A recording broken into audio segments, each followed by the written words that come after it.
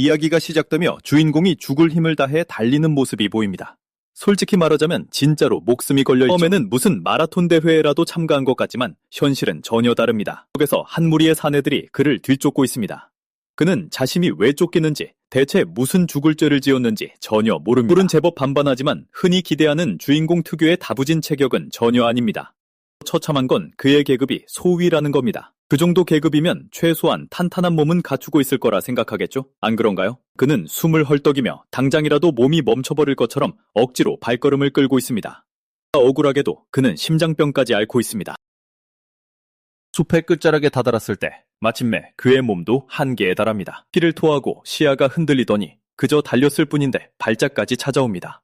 팽하게 지친 눈으로 뒤를 돌아본 그는 인동중이가 이끄는 추격자들이 턱 밑까지 다가온 것을 봅니다. 꿈의 문턱에서 그는 기적처럼 힘을 쥐어짜내 줄곧 자신을 괴롭히던 질문을 던집니다. 도대체 왜 내게 이러는 거냐고 말이죠. 하지만 그 새끼는 정상적으로 대답해주긴커녕 그를 만화 거부자라 조롱하며 진작에 죽었어야 했다고 비아냥거립니다. 그놈의 말에 따르면 주인공이 29년을 버텨낸 건 순전히 그녀의 신경을 거스르기 위해서였다고 하네요. 여기서 그녀는 바로 그의 새어머니 호나 미츠입니다. 네, 그녀는 그를 아주 끔찍하게 싫어하죠. 그 말을 채 곱씹기도 전에 안경잡이 중이는 태연하게 칼을 뽑아 그에게 휘두릅니다. 전혀 복잡한 공격도 아니어서 약간의 힘만 남아있었어도 충분히 피할 수 있었을 겁니다. 하지만 우리의 불쌍한 주인공은 그 자리에 선 채로 심장에 칼을 정통으로 맞고 맙니다. 그는 즉사하여 쓰러졌고 그렇게 인동중이는 자신의 임무를 완수합니다. 이로써 미츠이의 두 자녀가 파주 가문의 유일한 후계자가 될 길이 열린 거죠. 사실 이 세계가 처음부터 이랬던 건 아닙니다. 초능력도 마법도 특별한 것 하나 없이 우리가 사는 세상처럼 평범하고 지루했죠. 그러다 2026년 일식과 함께 모든 것이 변했습니다. 갑자기 지구에 만화가 쏟아져 내렸고 세상은 급속도로 망가지기 시작했습니다. 인류의 90%가 사망했으며 문명은 완전히 붕괴했죠. 마치 이 이야기의 작가가 미래를 내다보고 그걸 줄거리로 써먹은 것만 같습니다. 한 살아남은 사람들은 만화에 적응하며 서서히 사회를 재건했습니다. 물론 진짜 광기는 그때부터 시작이었죠. 가수들이 출몰하기 시작했고 식물들마저 치명적인 독을 품은 형태로 변이했습니다. 순식간에 세상은 더 이상 지루하지 않게 되었습니다. 완벽한 생존 게임으로 변해버렸거든요. 아마 Z세대라면 이제야 좀 할만나네 라고 할지도 모르겠네요. 새로운 형태의 전쟁이 시작되었고 만화를 기준으로 한 엄격한 계급 사회가 도래했습니다. 그 계급의 제일 밑바닥에 우리의 주인공이 있죠. 그의 아버지 김웅방 준장은 최상위권의 각성자, 즉 마스터로 태생부터가 남다른 존재입니다. 당연히 그와 비교되면 아들의 처지는 더욱 비참해 보일 수밖에 없습니다. 완벽한 바나나 송이에서 썩어버린 바나나 하나처럼 말이죠. 장남임에도 불구하고 그는 만화를 제대로 다루지 못합니다. 오히려 그의 몸은 만화를 거부하며 안에서부터 서서히 그를 병들게 하고 있습니다. 그래서 그는 만화 거부자라는 꼬리표를 달게 되었고 이 세계에서 그 말은 쓰레기나 다름없다는 뜻입니다. 하지만 가끔 어떤 불쌍한 주인공들에게는 불운이 행운으로 바뀌기도 합니다. 인우의 경우가 딱 그랬고 이제 우리는 또 다른 기적을 목격하려 합니다. 절벽에서 추락한 그는 숲에서 죽는 대신 어떤 기묘한 공간에 떨어집니다. 마침 그곳엔 한 노인이 있었습니다. 마치 이 모든 상황이 그를 기다리고 있었다는 듯이 이 노인은 바로 독과 암기를 다루는 최고의 고수 만독존 당군학입니다. 마교가 중원을 집어삼키려 할 때 한 줌의 독수로 마교 교주를 녹여버리고 무림의 절대자로 군림했던 인물이죠. 그런데 왜 갑자기 이 할아버지의 과거 이야기가 나오는 걸까요? 바로 이 노인과 주인공이 같은 영혼을 공유하고 있기 때문입니다. 노인이 말년에 우화등선을 위해 수련하던 중 어찌된 영문인지 그의 영혼이 주인공과 이어지게 된 겁니다. 그래서 두 사람이 서로를 인식하는 순간 노인의 기억이 주인공의 머릿속으로 곧장 밀려들기 시작합니다. 노인에게도 같은 일이 일어납니다. 그는 주인공이 겪은 모든 일들을 지켜보며 그 녀석의 삶이 얼마나 처절했는지 깨닫습니다. 우리의 주인공은 만화 거부자라는 꼬리표 때문에 평생을 멸시받으며 살아왔죠. 노인은 이곳이 그들의 정신세계임을 이해하고 주인공이 자신의 경험과 지식을 사용할 수 있도록 허락합니다. 그는 주인공에게 모든 것을 딛고 일어서 자신의 세계에서 절대자가 되라고 말합니다. 이제 주인공은 더 강력한 존재로 거듭나기 위한 각성의 단계에 진입합니다. 원래의 세계에서 눈을 뜬 그는 노인의 모든 지식이 여전히 자신에게 남아있음을 깨닫습니다. 그것이야말로 그를 밑바닥에서 영웅으로 만들어줄 열쇠입니다. 그는 오직 강해지겠다는 결의 하나로 부서진 몸을 움직이기 시작합니다. 그의 목표는 분명합니다. 독을 통해 절대자가 되는 것. 그러기 위해선 혼원 불사독신공을 마스터해야만 합니다. 그래서 그는 독초들을 향해 기어가 그것들을 씹어먹기 시작합니다. 상상조차 할 수 없을 만큼 끔찍한 맛인데도 말이죠. 그는 독을 내공으로 변환시키며 체내에 독단을 형성하기 시작합니다. 그의 힘은 독을 저장하고 육체를 재구성하여 만화 거부자라는 운명에서 벗어날 수 있게 해줍니다. 자신을 괴롭힌 모든 이들에게 복수하겠다는 새로운 각오로 그의 눈빛이 차갑게 번뜩입니다. 그리고 그 살생부의 첫 번째 이름은 바로 그 안경잡이 중이입니다. 안경잡이 중이는 부하들을 윽박질러 어두운 숲속 속에서 태주의 시체를 찾게 하지만 그들이 발견한 건 시체가 아니라 똑바로 앉아 운기조식 중인 모습이었습니다. 마치 자기가 죽었어야 했다는 사실을 까먹기라도 한 것처럼요. 그 광경은 순식간에 그들을 얼어붙게 만듭니다. 어딘가 이질적일 뿐더러 그의 몸에서 뿜어져 나오는 기운이 그야말로 저주받은 기운처럼 느껴졌으니까요. 만화 반응이라는 것을 깨달은 그들은 믿을 수 없다는 듯 멍하니 쳐다봅니다. 사실 그건 전혀 만화가 아니었습니다. 그는 독단을 통해 내공을 쌓고 있었을 뿐이니까요. 그들을 가장 경악하게 만든 건 바로 그 점입니다. 단지 그가 어떻게든 살아있다는 사실 때문이 아니라 만화를 전혀 흡수할 수 없는 만화 거부자에게서 만화 반응의 징후가 나타났기 때문이죠. 그 꼴을 본 안경잡이는 무슨 미친 일이 벌어지기 전에 당장 그를 죽이라고 부하들에게 명령합니다. 부하 중 한 명이 단검을 쥐고 달려들지만 우리의 잘생긴 주인공은 단 한 번의 주먹으로 공격을 쳐내고는 순간 자신의 손을 타고 흐르는 내공을 느낍니다. 그 한 번의 움직임만으로 그는 알아야 할 모든 것을 깨달았습니다. 그는 진짜로 부활했고 다른 무엇보다도 이 광대 녀석들에게 먼저 빚을 갚아줄 생각입니다. 그럼에도 인동은 기고만장해진 그를 조롱하며 얼굴에 문양이 없으니 그가 진짜로 각성했다는 사실을 믿으려 하지 않습니다. 각성자들은 마스터부터 유저까지 등급이 나뉘며 각성하는 순간 얼굴에 등급 문양이 나타나기 마련이거든요. 한편 안경잡이 인동은 고작 비기너 등급일 뿐이라 애초에 그리 대단한 놈도 아닙니다. 그렇게 우리의 주인공은 당돌하게도 그의 눈을 똑바로 쳐다보며 유언이나 남기라고 묻는 겁니다. 그리고는 손에 동전들을 쥐고 온몸의 기운을 끌어올립니다. 인동은 그 태도에 더욱 열이 받아 이번에야말로 확실히 끝장내겠다며 모든 부하들을 한꺼번에 돌격시킵니다. 이상하게도 이것이 그의 첫 실전임에도 불구하고 주인공은 완벽하게 침착함을 유지합니다. 수많은 세월의 경험을 지닌 그 늙은 고수의 기억이 여전히 그의 안에 생생히 살아 숨쉬고 있기 때문이겠죠. 그는 1초의 망설임도 없이 그들을 향해 여러 개의 동전을 튕겨냅니다. 동전들은 세상에서 가장 쉬운 일이라는 듯 그들의 머리를 곧장 뚫고 들어가 두개골에 깔끔한 구멍을 내며 반대편으로 빠져나갑니다. 하지만 그의 공격은 아직 끝나지 않았습니다. 환영보를 펼쳐 안경잡이의 주위를 춤추듯 맴돌던 그는 순식간에 거리를 좁혀 기운이 잔뜩 실린 주먹을 놈의 복부에 꽂아넣고는 배구공처럼 멀리 날려버립니다. 아직 한 놈이 서 있었는데 웬일인지 이 멍청이는 여전히 희망을 품고 있네요. 그가 주인공에게 총을 겨누지만 인도 드라마 마냥 느려 터진 움직임 탓에 우리의 주인공은 1초도 안 돼서 그를 쓰러뜨립니다. 그러고 나서 그는 어떻게 만화 거부자가 스킬을 쓸 수 있는지 도저히 이해하지 못한 채 완전한 현실 부정에 빠져 쓰러져 있는 인동에게 여유롭게 걸어갑니다. 수백 년 만에 처음으로 우리의 주인공은 순수한 자신감으로 타인을 내려다보며 당하는 입장이 되니 기분이 어떠냐고 묻습니다. 그 찌질한 녀석은 조금 전에 그 기세등등함이 실시간으로 삭제되기라도 한 것처럼 그 자리에서 무너져 눈물을 터뜨리며 목숨을 구걸합니다. 심지어 미추이 마님이 자신의 뒷배라 소리치면 그 이름만으로도 겁을 먹을 줄 알고 스스로를 구하려 발악까지 하죠. 하지만 우리의 주인공은 전혀 감흥이 없습니다. 아주 눈꼽만큼도요. 그는 주저없이 놈의 목을 움켜쥐고 졸라 그 자리에서 숨통을 끊어버립니다.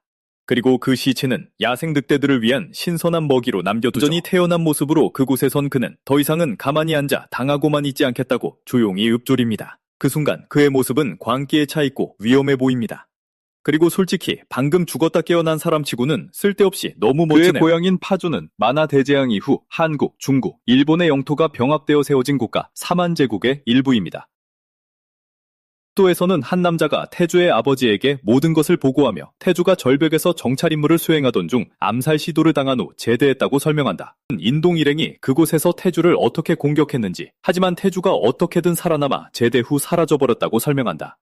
면 인동과 그의 일행은 도망치려다 괴물들에게 잡아먹혀 죽은 것으로 추정된다고 덧붙인다. 수사 결과는 훨씬 더 끔찍한 사실을 드러낸다. 그 공격은 결코 우발적인 것이 아니었다. 그것은 일본계 장교들의 사주를 받은 짓이었다. 그 말을 듣는 순간 아버지의 표정이 싸늘하게 굳어진다. 그는 즉시 이 일의 배후에 누가 있는지 깨닫는다.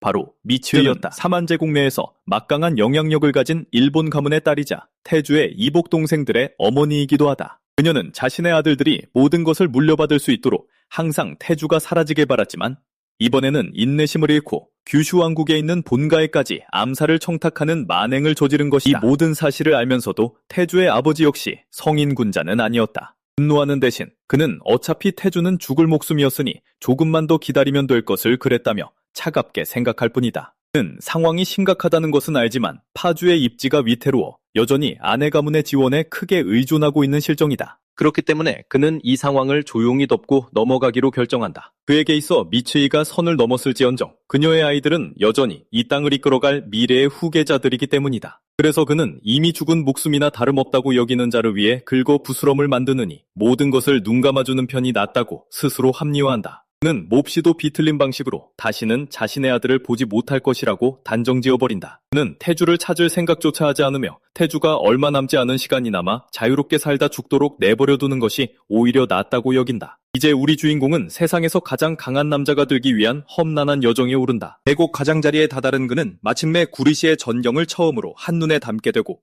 그 장엄한 광경에 단숨에 매료된다. 그곳은 마치 판타지 엽서에서 튀어나온 것처럼 비현실적일 만큼 아름답다. 이런 광경은 태어나서 처음 보는 것이었고, 그래, 확실히 차원이 다른 느낌을 준다. 바로 그때 조니 뎁의 수염을 흉내낸 듯한 콧수염 영감이 그에게 다가와 태주가 이 도시를 처음 방문했다는 것을 단번에 눈치챈다. 그리고 분위기 파악 못하는 지리교수라도 된 것처럼 다짜고짜 떠들어대기 시작한다. 그는 300년 전만 해도 구리는 대한민국에 속한 작은 도시에 불과했지만 사만제국에 병합된 후 모든 것이 변했다며 장황하게 설명한다. 이곳은 끊임없이 마수들의 습격을 받았고 이에 제국은 이곳을 전초기지로 탈바꿈시키며 자유도시로 선포했다. 그 후 제국은 마수 부산물에 대한 면세 혜택과 심지어 일부 불법 행위까지 허용하는 등 온갖 혜택을 쏟아부었다.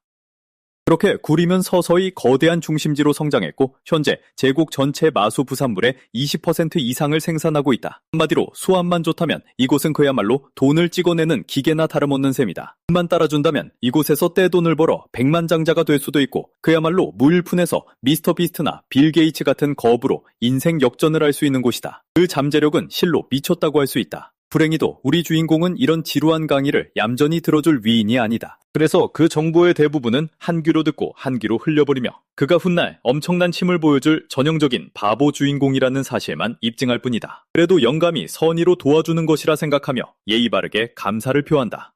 얼마 전 고향을 떠난 태주는 추적을 피하면서 힘을 기를 수 있는 은신처를 찾아 헤맸다. 그러다 발견한 곳이 바로 이 굴이었다. 이곳은 제국의 통제력이 거의 미치지 않기 때문에 숨어 지내기에는 그야말로 안성맞춤인 장소다. 게다가 이 지역은 맹독을 품은 짐승들과 독초로 들끓고 있어 그와 같은 독공의 후계자에게는 가장 완벽한 수련장이었다. 기묘하게도 그는 이 모든 기회가 계모 덕분이라고 인정하기까지 한다. 그녀가 자신을 죽음의 문턱까지 몰아넣었기에 다른 세계에서 온 영혼과 만날 수 있었으니 말이다. 그 순간이 그의 모든 것을 바꾸어 놓았다. 당분간 그는 짐꾼으로 일하면서 비밀리에 수련을 거듭해 차근차근 힘을 키워나갈 계획이다. 화려하진 않지만 목적을 달성하기에는 더없이 확실한 방법이다. 현재 그는 이미 한 파티에 합류해 그들 밑에서 짐꾼으로 일하고 있다. 아까 그 코수염 영감은 한울이라는 이름의 소녀를 가리키며 그녀가 검사이자 전문 각성자라고 설명해준다. 영감의 말에 따르면 그녀는 아마도 이 팀에서 가장 강한 멤버일 거라고 한다. 고 확실히 냄새나는 사내놈들 사이에서 단연 눈에 띄게 매력적인 외모를 지녔다. 하지만 우리 주인공은 눈썰미가 형편없는 데다 그런 쪽으로는 아예 관심조차 없다. 대신 그는 그녀에게서 무언가 심상치 않은 기운을 감지한다. 그녀의 만화가 불안정하게 요동치고 있었고 오직 그것만이 그의 시선을 사로잡을 뿐이었다. 알고 보니 그녀가 그저 매력적이어서 시선을 끈 게 아니었다. 사실 그녀는 끔찍한 고열에 시달리며 불덩이처럼 끓어오르고 있었다. 그 원인은 곧바로 정체를 드러낸다. 최고 수준의 맹독을 품은 끔찍한 불청개 삼선 모기가 그녀를 물어 몸속을 엉망진창으로 헤집어 놓은 것이다. 짝살에 그녀가 픽 쓰러지자 파티 전체가 즉각 초비상 상태에 돌입하며 그깟 모기 한 마리를 마치 최종 보스라도 되는 양 경계한다. 모두가 다음 희생양이 되지 않기 위해 숨죽이며 조심스럽게 움직이기 시작한다. 그 순간 붉은 머리의 각성자가 망설임 없이 나서더니 마치 모기를 이 세상에서 흔적도 없이 지워버리려는 듯 거대한 화염구를 쏘아 올린다. 반면 우리 주인공은 그저 어리둥절한 채 우두커니 서서 왜 다들 흔해 빠진 벌레 한 마리에 이토록 과민 반응을 보이는지 의아해할 뿐이다. 돼지 사내가 황급히 나서서 저것은 평범한 모기가 아니라고 설명한다. 놈에게 물리면 일시적으로 만화가 사라지며 저 모기 단 한 마리 때문에 파티 전체가 전멸한 적도 있다는 것이다. 그러니 이딴 상황에서 침착함을 유지하는 놈은 천재 아니면 미친놈일 텐데 우리 주인공은 아무래도 후자에 훨씬 가깝다. 바로 그때 군악 영감의 기억이 그의 머릿속에 떠오르며 눈앞의 증상과 완벽하게 일치하는 복의 정체를 떠올린다. 그는 자신의 복공으로 이를 확인하기 위해 기회를 틈타 그녀의 복부에 슬쩍 손을 얹는다. 미녀와 스킨십할 기회를 어느 누가 마다하겠는가. 채널을 맴도는 기운의 흐름을 살피던 그는 돌연 움직임을 멈칫한다. 지금 이 상황 때문인지 아니면 가슴이 설레서인지 몰라도 무언가 확실히 이상한 느낌이 든다. 그 사이 파티원 중 한 명이 맹독이 서린 환경을 견디지 못하고 사시나무 떨듯 몸을 떤다. 그는 상황이 더 악화되기 전에 어서 후퇴하자고 리더를 재촉한다. 바로 그 순간 덩불 속에서 바스락거리는 소리가 들려오고 모두가 즉시 공격에 대비해 태세를 갖춘다. 하지만 나타난 것은 괴물이 아니라 작고 귀여운 토끼 한 마리였고 산전수전 다 겪은 투사들은 마치 유령이라도 본 것처럼 소스라치게 놀란다. 그들은 그제야 조금 안도하며 뒤로 물러서기로 결정한다. 불행히도 그 결정은 너무 늦고 말았다. 어디선가 오거들이 나타나 예고도 없이 무기를 휘둘렀고 상황을 파악하기도 전에 순식간에 여러 명의 멤버를 쓰러뜨려버린다. 순식간에 평온함은 끔찍한 아수라장으로 돌변하고 만다. 끝머리의 각성자가 즉각 반응하며 앞으로 나서더니 자신이 오거들을 막는 동안 다른 사람들에게 어서 후퇴하라고 외친다. 그녀는 오직 자신만이 시간을 벌어줄 수 있다는 사실을 뼈저리게 알고 있었다. 그 와중에도 우리 주인공은 의식을 잃은 소녀를 꽉 붙잡은 채 코수영 영감에게 어서 움직이라고 태평하게 말하고 있다. 그는 붉은 머리 소녀를 돕기 위해 뒤에 남겠다고 큰소리치지만 그 속내는 어딘가 묘하게 수상쩍다. 그 전에 그는 의식을 잃은 소녀를 조심스럽게 번쩍 들어 영감의 어깨에 둘러엎히며 두 사람이 무사히 탈출할 수 있도록 확실히 챙겨준다. 그들이 이동을 시작하자 그는 무언가 기이한 점을 눈치챈다. 그들의 움직임이 결코 무질서하지 않았던 것이다.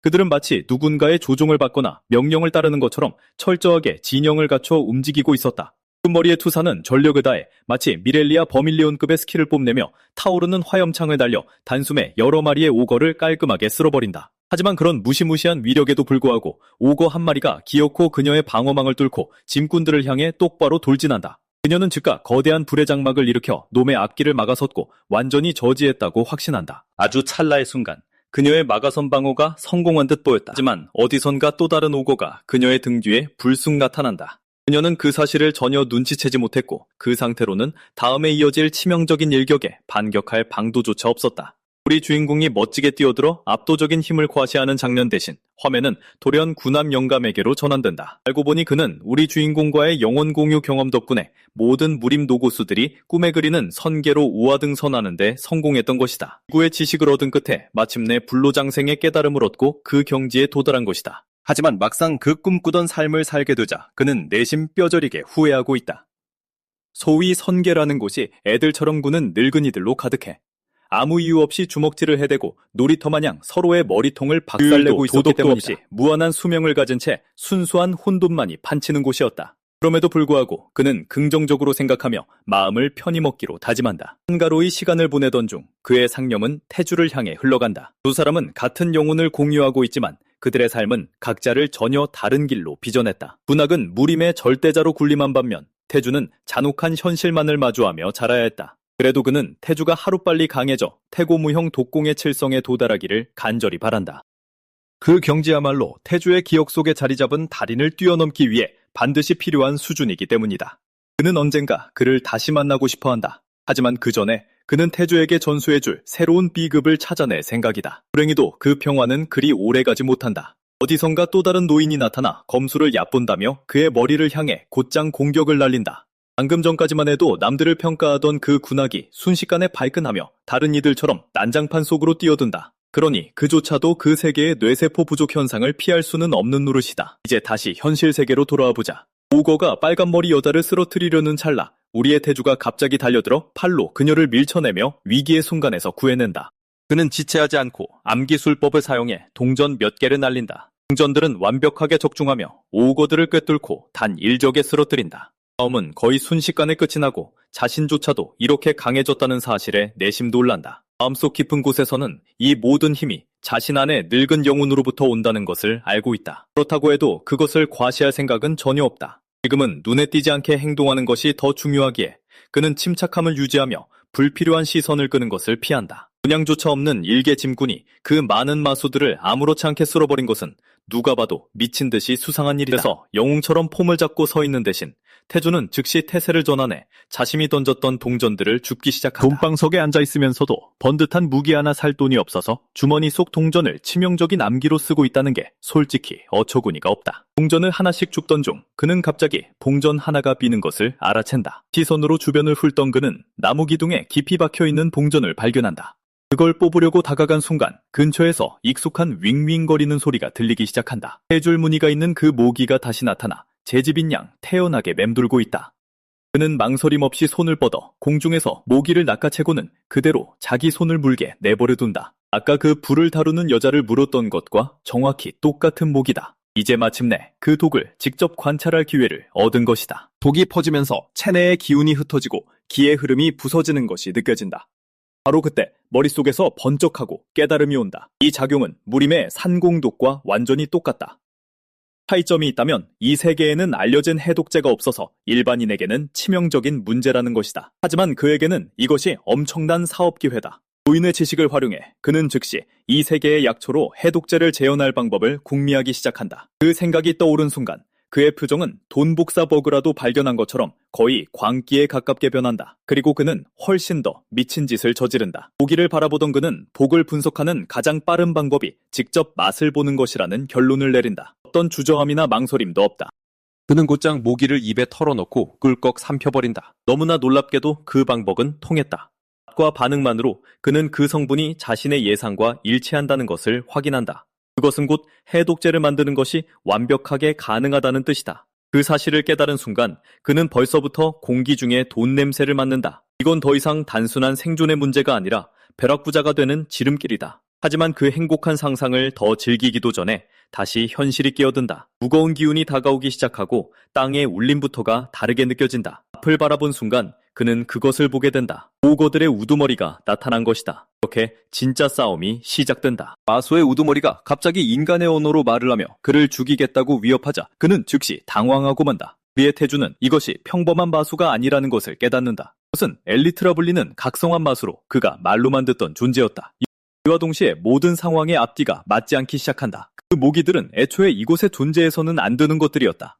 오거들이 나타난 것부터가 이미 이상한 일이었는데 이제는 엘리트까지 등장하자 도대체 이 산에서 무슨 일이 벌어지고 있는 건지 의문을 품게 된다. 엘리트는 기다려주지 않고 무기를 휘둘러 주변을 찢어발기는 거대한 참벽을 날린다. 태주는 간신히 몸을 날려 피한다. 1초라도 늦었다면 고조 사토루처럼 상반신과 하반신이 분리되며 최후를 맞이했을 것이다.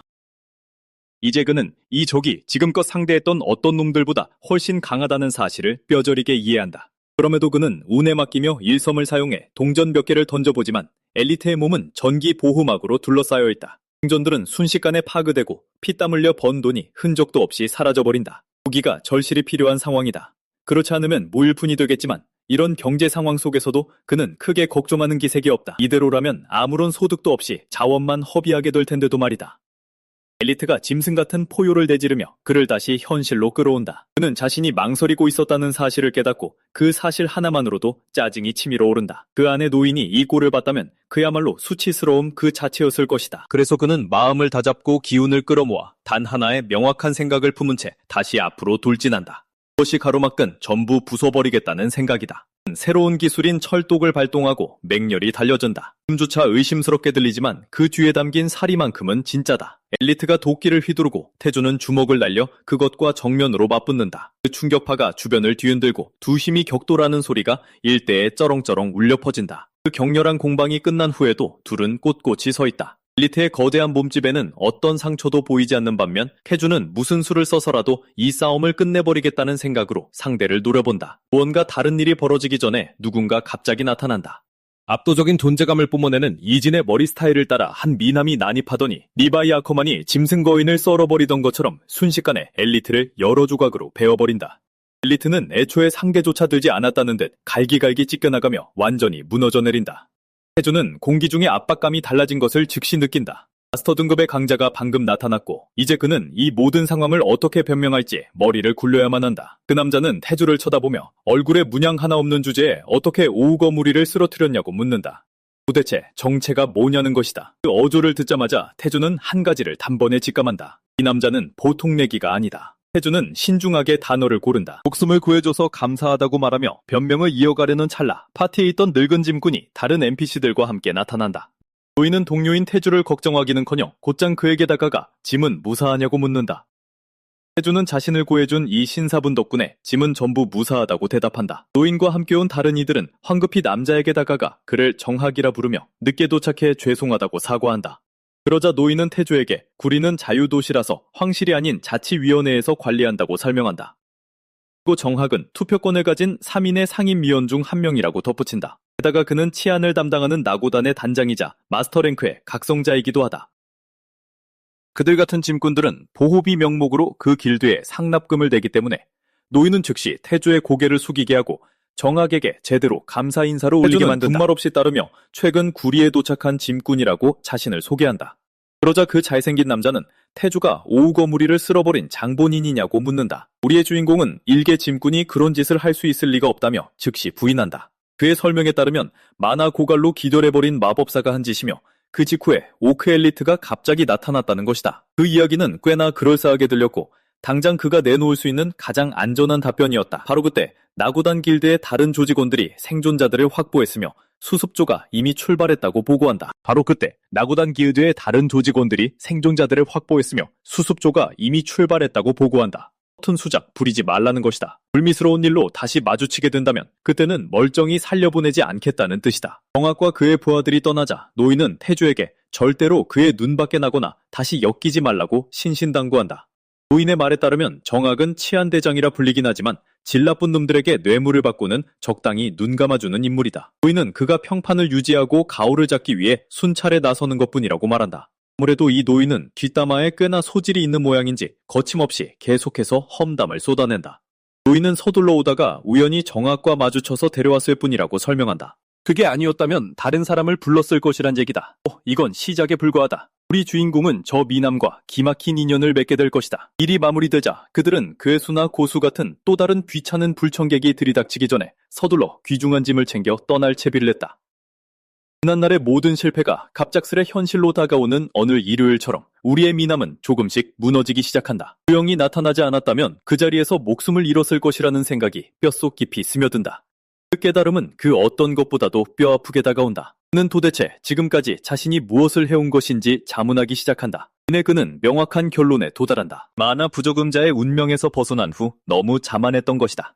각성자를 한번 이겼다는 이유만으로 마치 천하무적이라도 된 양 굴었으니 말이다. 지금 생각해보면 부끄럽기 짝이 없다. 특히 그의 내면에 자리한 늙은 영혼에게는 더욱 그랬다. 그 자신감은 결코 강함이 아니라 오만에 불과했다. 바로 그 순간 그는 속으로 조용히 다짐한다. 이제부터는 다를 것이다. 이번에야말로 진짜 강해지겠노라고. 어찌 보면 이 순간은 그에게 반드시 필요한 과정이었다. 그의 콧대를 꺾고 현실을 직시하게 만들었으며 허공의 뜬구름을 잡는 대신 두 발을 땅에 굳건히 딛게 했으니 구리시는 탄탄한 인프라를 갖추고 있었지만 제대로 된 병원은 거의 전무하다시피 했다. 위험도가 너무 높아 진짜 의사들은 이곳을 기피했고 다른 곳에서 사고를 치고 도망쳐온 돌팔이들만이 남아있을 뿐이었다. 그리고 당연하게도 그들 역시 전혀 믿을 만한 위인들이 못 되었다. 그 때문에 약국과 약방들이 그 자리를 대신 차지했다. 약사들은 제국식약처나 자치위원회의 승인을 받은 약을 처방하고 판매할 수 있었기에 그런 싸구려 병원들보다 훨씬 더 신뢰받는 존재였다. 우리의 주인공이 이곳에 온 이유도 바로 그 때문이었다. 그는 변이 된 삼선모기의 해독제를 팔 계획이었다. 그는 며칠 동안 돈을 벌기 위해 일하고 틈틈이 재료를 모으며 밤에는 무공을 수련하는 데 매진한다. 해독제를 만들기 위해서는 동마공 삼성의 경지에 도달해야만 했고 그 과정 덕분에 그는 무사히 그 경지에 오를 수 있었다. 이제 그는 어딜 가든 쉽게 당하지 않을 거라는 자신감으로 충만하다. 그는 한 약방으로 당당히 걸어들어가 팔 물건이 있으니 주인을 만나고 싶다고 선언한다. 한 노인이 앞으로 나서며 자신을 백홍표라 소개하고는 무슨 일인지 말해보라고 한다. 태조는 자신이 직접 조제한 약을 팔러 왔다고 설명한다.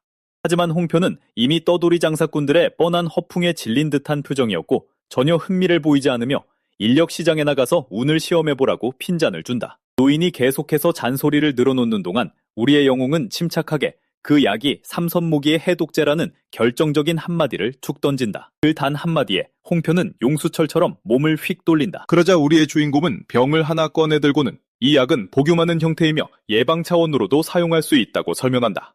그리고 약흔은 무려 10시간이나 지속된다는 사실도 덧붙인다. 그 말을 들은 홍표는 어이가 없다는 듯 역정을 내며 태조에게 사기를 치려거든 앞뒤가 맞게 좀 그럴싸하게 치라고 호통을 친다. 그럼에도 태조는 흔들림 없이 침착하다. 그는 탁자 위에 해독제 2병을 올려놓고 자신의 연락처를 남긴다. 한번 시험해보고 관심이 생기면 연락하라는 말과 함께 이하는 오늘 자정까지다. 그 말을 남긴 채 그는 뒤도 돌아보지 않고 떠나고 약방 안의 모든 이들은 망연자실한 표정으로 멍하니 서 있을 뿐이다. 탱크 같은 덩치를 자랑하는 진수가 해독제병을 집어들고는 백홍표를 보며 정말 저 어린 놈의 말을 믿느냐고 묻는다. 노인은 피곤하고 실망스러운 눈빛으로 그를 쏘아보며 병을 건네고는 직접 시험해보면 알게 될 일이라고 대꾸한다. 백홍표는 사실 조금의 기대도 하지 않고 있었다. 거대 제약회사들조차 그 모기의 해독제를 만드는데 실패했다는 점을 생각하면 당연한 일이었지만 어째서인지 태주의 그 뻔뻔한 자신감이 자꾸만 마음에 걸렸다. 그가 생각에 잠긴 사이 진수는 아무 생각 없이 해독제를 들이켰고 그 모습에 홍표는 순간적으로 화가 치밀어 오른다. 진수는 어깨를 으쓱하며 그냥 맹물 맛이 난다고 말한다. 그는 만약 이게 진짜라면 몸에 어떤 반응이라도 와야 하는 것 아니냐고 덧붙인다. 그러니 그 녀석은 그저 흔해 빠진 사기꾼 중 하나일 거라고 단정지으면서 그렇게 대수롭지 않게 넘긴 그는 개구리 사냥을 위해 장비를 챙기기 시작한다. 한편 노인은 남은 병과 태주의 연락처를 바구니에 툭 던져버리며 더 이상 아무런 기대도 하지 않는다는 기색을 역력히 드러낸다. 적어도 지금으로서는 모든 것이 끝난 것처럼 보였다. 사냥터로 나간 진수는 팀원과 함께 사냥을 시작하지만 상황은 순식간에 최악으로 치닫는다. 칼라리빨 마틴이 애초에 존재해서는 안 될 구역에서 뜬금없이 튀어나온 것이다. 진수는 방패를 들어 놈의 공격을 막아내고 그의 팀원은 후방을 확보하며 당장 후퇴해야 한다고 다급하게 소리친다. 그는 이미 모기독에 중독되어 당장 피하지 않으면 곧 전신이 마비될 위기였다. 진수는 눈앞의 짐승만 처리하는 대로 곧장 물러서겠다고 그녀에게 외친다. 하지만 그가 놈을 끝장내기도 전에 악몽 같은 모기떼가 그의 주위로 몰려들어 숨통을 조여오며 심장박동을 미친 듯이 끌어올린다. 만약 그마저 독에 당한다면 파티 전체가 전멸하고 말 것이다.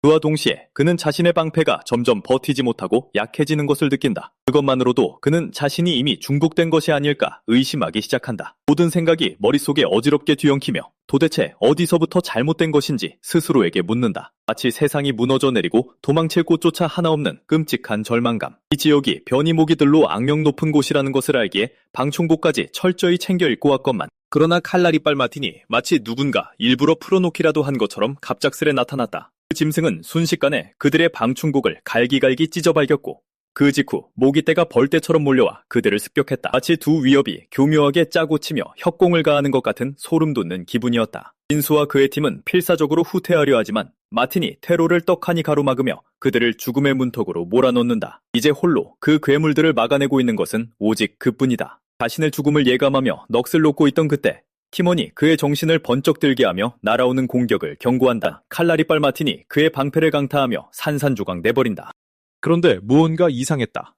모기에게 물렸음에도 불구하고 힘이 빠져나가는 느낌이 전혀 들지 않았던 것이다. 퍼즐이 맞춰지듯 모든 것이 명확해졌다. 이 모든 것은 바로 그들이 사기꾼이라며 무시했던 그 녀석 덕분이었다. 그는 자세를 고쳐잡고 자신의 가설을 증명하듯 맹렬히 앞으로 돌진한다. 쓰러지기는커녕 그의 몸은 끄떡없이 버텨냈고 그것만으로도 해독제가 진짜라는 완벽한 증거가 되었다. 그날 밤늦게 멀쩡히 살아서 숨을 쉬며 약방으로 거칠게 뛰어들어온 그는 다짜고짜 노인에게 약값을 묻는다. 그리고는 있는 해독제를 모조리 다 사드리겠다고 선언한다. 한편 우리의 미남은 활기와 생동감이 넘쳐흐르는 구리시장 한복판을 유유히 걷고 있다. 파주 감옥에 갇혀 자라온 그로서는 이토록 거대하고 활기찬 곳을 경험하는 것은 난생 처음이었다. 그는 내심 오늘 하루를 온전히 쉬기로 한 것이 다행이라고 느낀다. 그 해독제들을 만들기 위해서는 동마공 삼성의 경지에 도달해야 했고 약초와 독초에서 성분을 추출하기 위해 내공을 극도로 정밀하게 통제해야만 했다. 하지만 무리하게 그 경지까지 자신을 몰아붙인 대가는 결코 가볍지 않았다. 성정독수를 사용하며 몸에 쌓인 엄청난 부담 때문에 그는 안정을 취하고 회복할 시간이 절대적으로 필요했던 것이다. 바로 그때 백홍표가 그에게 다가와 남은 물량을 모조리 사들이고 싶다며 거래를 제안한다. 그는 이 해독제가 헌터들이 괴수들을 상대하는 방식을 송두리째 바꿔놓을 것이라고 설명한다.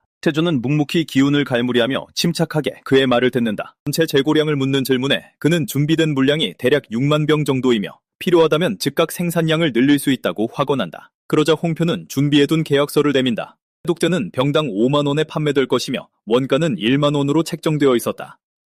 또한 홍표 측에서 승인 및 특허 관련 모든 문제를 책임진다는 조항도 포함되어 있었다. 계약 조건을 훑어보며 6만 병이면 자그마치 30억 원에 달한다는 사실을 빠르게 계산해낸다. 홍표가 세금 10%를 제하고 나면 대략 27억 원 정도가 될 것이라 덧붙인다. 모든 조건을 검토한 끝에 태주는 결단을 내리고 1년 동안 해독제를 독점 공급하기로 합의하며 병당 단가를 35,000원으로 책정한다. 노인이 약방의 수익으로 보육원을 운영하며 모든 고아들의 아버지라 불린다는 이야기를 들었기에 태주는 기꺼이 그를 돕기로 마음먹은 것이다. 그 대가로 그가 요구한 것은 오직 해독제를 만들 수 있는 작은 공간 하나뿐이었다. 노인은 밀려드는 기쁨을 주체하지 못하고 그의 주름진 얼굴엔 감출 수 없는 미소가 한밭꽃처럼 피어오른다. 그 후 두 사람은 굳게 악수를 나누며 계약을 확정지었다. 계약금을 받아든 태주는 장비를 구입하고 잠시 숨을 고르기 위해 시장 안으로 발걸음을 옮긴다. 그는 마치 은밀하게 마을을 정찰하는 어둠의 악당처럼 머리카락으로 눈을 푹 덮은 채 거리를 거닌다. 그때 뜬금없이 우람한 근육질 몸매에 어울리지 않는 육감적인 흉부를 지닌 대머리 사내가 나타나더니 대놓고 요염한 포즈를 취하기 시작한다. 태주는 그를 보는 것만으로도 소름이 끼쳤지만 그 사내는 대수롭지 않게 자신의 무기들을 구경하고 가라며 그를 끌어들인다. 태주는 슬쩍 빠져나가려 했지만 이 미친 사내는 가슴 어필이 통하지 않자 이번엔 근육을 무기 삼아 들이대더니 마치 억지 로맨스물이라도 찍는 것처럼 태주를 자신의 무기점으로 질질 끌고 간다. 태주가 가게 안으로 발을 들이는 순간 그는 완전히 넋이 나가고 만다. 가게에는 최고급 무기들이 가득 쌓여 있어서 예상했던 것보다 훨씬 더 훌륭했다. 그러니 겉모습만 보고 판단하면 안 된다는 말이 딱 맞았다. 이 남자가 진짜 실력자라는 걸 깨달은 태주는 유효비도 100자루를 주문한다. 대머리 무기상은 의뢰를 살펴보고는 단검을 던졌을 때 제대로 된 피해를 주려면 마나 스틸이 필요하다고 설명한다. 그는 만들 수는 있지만 재료가 부족해서 시간이 좀 걸릴 거라고 확언한다. 태주는 상관없다며 가격을 묻는다. 돈이 몹시 궁했던 대머리는 모든 걸 계산한 후 아주 후하게 쳐주고도 2억 5천만 원 정도 들 거라고 말한다. 단검 100자루 가격을 듣고 태주는 식은땀을 흘릴 뻔했지만 프로답게 침착함을 유지하며 전액을 선불로 내겠다고 동의한다. 무기 거래를 마친 그는 밖으로 나와 방어구에 대해 생각하기 시작한다. 아무 임무라도 수행하듯 독과 암기를 은밀하게 챙겨 다니려면 특제 롱코트가 제격일 것 같았다. 기모노를 입고 걸어다니며 사람들의 시선을 끄는 자신의 모습을 상상해보기도 한다. 어쩐지 남자들까지 뒤돌아보며 넋을 잃는 상상에 이르자 순식간에 기분이 묘해진다. 는 곧바로 민망해져서 그 생각은 접어버린다. 그래서 현실로 돌아와 좀 더 실용적인 걸 찾기 시작한다. 하고 있는데 메이드 복장을 한 여자가 그를 멈춰 세우고는 부티크로 안내한다. 그녀는 마수 가죽 방어구 신상품이 나왔고 오늘 코트도 전시하고 있다고 말한다. 태주는 괜찮은 조건이라고 생각하지만 진짜들은 가죽 방어구 때문에만 그곳에 가는 게 아니라는 걸 알고 있다. 주인공의 도도한 아내 후보가 등장하고 타지마할이 초라해 보일 정도로 아름다운 성을 바라보며 2층 버스 맨 위층에 서 있는 두 여자의 모습으로 장면이 시작된다. 탁 트인 전경이 남달랐고 잠시 동안 도시가 그들에게 대놓고 불을 과시하는 것처럼 느껴졌다. 작은 조수는 평민은 출입할 수 없고 주머니가 두둑한 거물급들만 출입할 수 있으며 이동수단조차 배로 제한되어 있다며 자신감 넘치게 설명을 들어놓는다. 하지만 현직 사관학교 생도인 우리의 아내 후보 연희는 전혀 감흥이 없는 듯 훨씬 더 대단한 걸 봤다는 듯 완전히 태연하게 서 있다. 막mat한 왕자님에게 초대받는 상상을 하기는커녕 그녀는 무표정하게 성에 전혀 관심을 보이지 않았고 이는 조수의 흥을 팍 식게 만들었다. 조수는 재빨리 화제를 돌려 정말 여우털 코트를 사러 여기까지 온 거냐고 묻는다. 연희는 즉시 정정하며 그냥 털이 아니라 개체수가 적어 사냥하기 매우 어렵고 엄청나게 희귀한 시베리아 환영 여우털이라고 설명한다. 그 가죽으로 만든 방어구는 방어력이 뛰어나면서도 여름엔 시원하고 겨울엔 따뜻해서 실용성과 고급스러움을 동시에 갖췄다고 덧붙인다. 조수는 그녀의 탁월한 안목을 칭찬하며 할아버지가 마음껏 쓰라고 블랙카드를 줬으니 제대로 긁고 가자는 속내를 내비친다. 하지만 우리의 독립적인 연인은 자신도 돈은 충분히 있다며 차분하게 대답하여 누구에게도 의존하지 않음을 보여준다. 얼마 지나지 않아 그들은 원하던 진짜 물건을 보기 위해 부티크에 도착하고 내부 분위기는 이미 비싼 티가 좌알좌알 흐른다. 그 시각 마수 가죽 코트를 찾으러 부티크에 들어선 우리 주인공은 그 두 사람이 자신과 똑같은 물건을 보고 있는 걸 단번에 알아챈다. 이제 모두가 같은 목표물을 노리고 온 게 분명해졌고 상황은 순식간에 어색해질 참이다.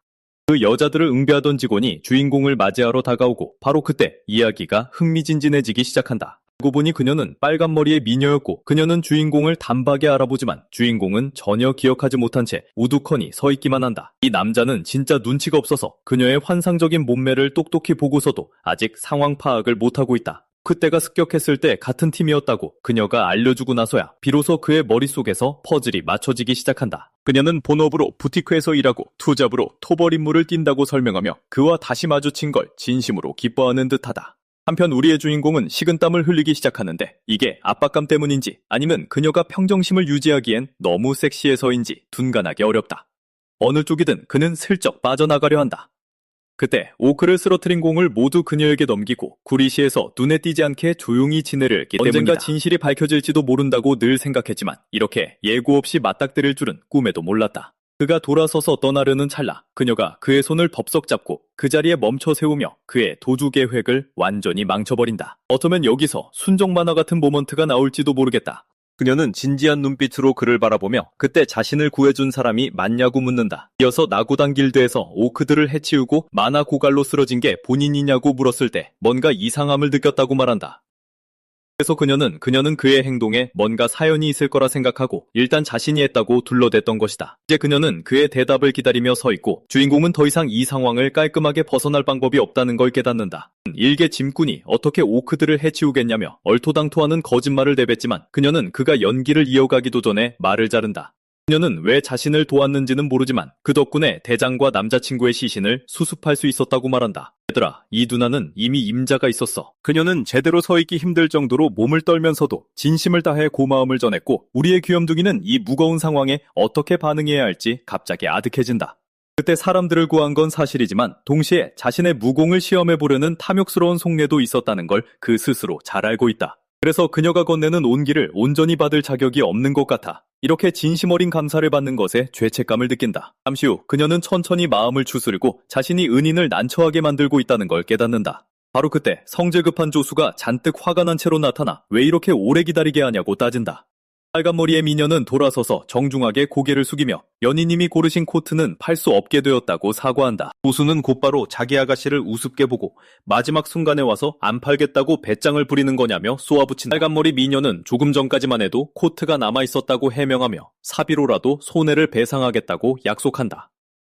놀랍게도 연희는 자기가 사브리나 카펜터라도 되는 양 구는 오만한 부잣집 아가씨처럼 굴지 않고 차분하게 사과를 받아들인 뒤 분명 원했을 코트를 미련 없이 뒤로 하고 발길을 돌린다. 반면 그녀의 조수는 여전히 분노에 차서 이대로 넘어갈 기미가 전혀 보이지 않는다. 빨간머리 미녀가 곤란한 처지에 놓인 걸 본 주인공은 애초에 왜 코트를 팔지 않겠다고 한 건지 묻는다. 그러자 그녀는 대뜸 평소에 눈치 없다는 소리 많이 듣지 않냐고 되묻는다. 친구들, 그게 바로 우리가 100만 년 전부터 하고 싶었던 말이야. 이 남자는 눈치도 없고 둔감한데 어째선지 이 소리를 처음 듣는 모양이다. 어쨌든 그녀는 드디어 속마음을 털어놓으며 은빛 여우털 코트로 빚을 갚고 싶었다고 말한다.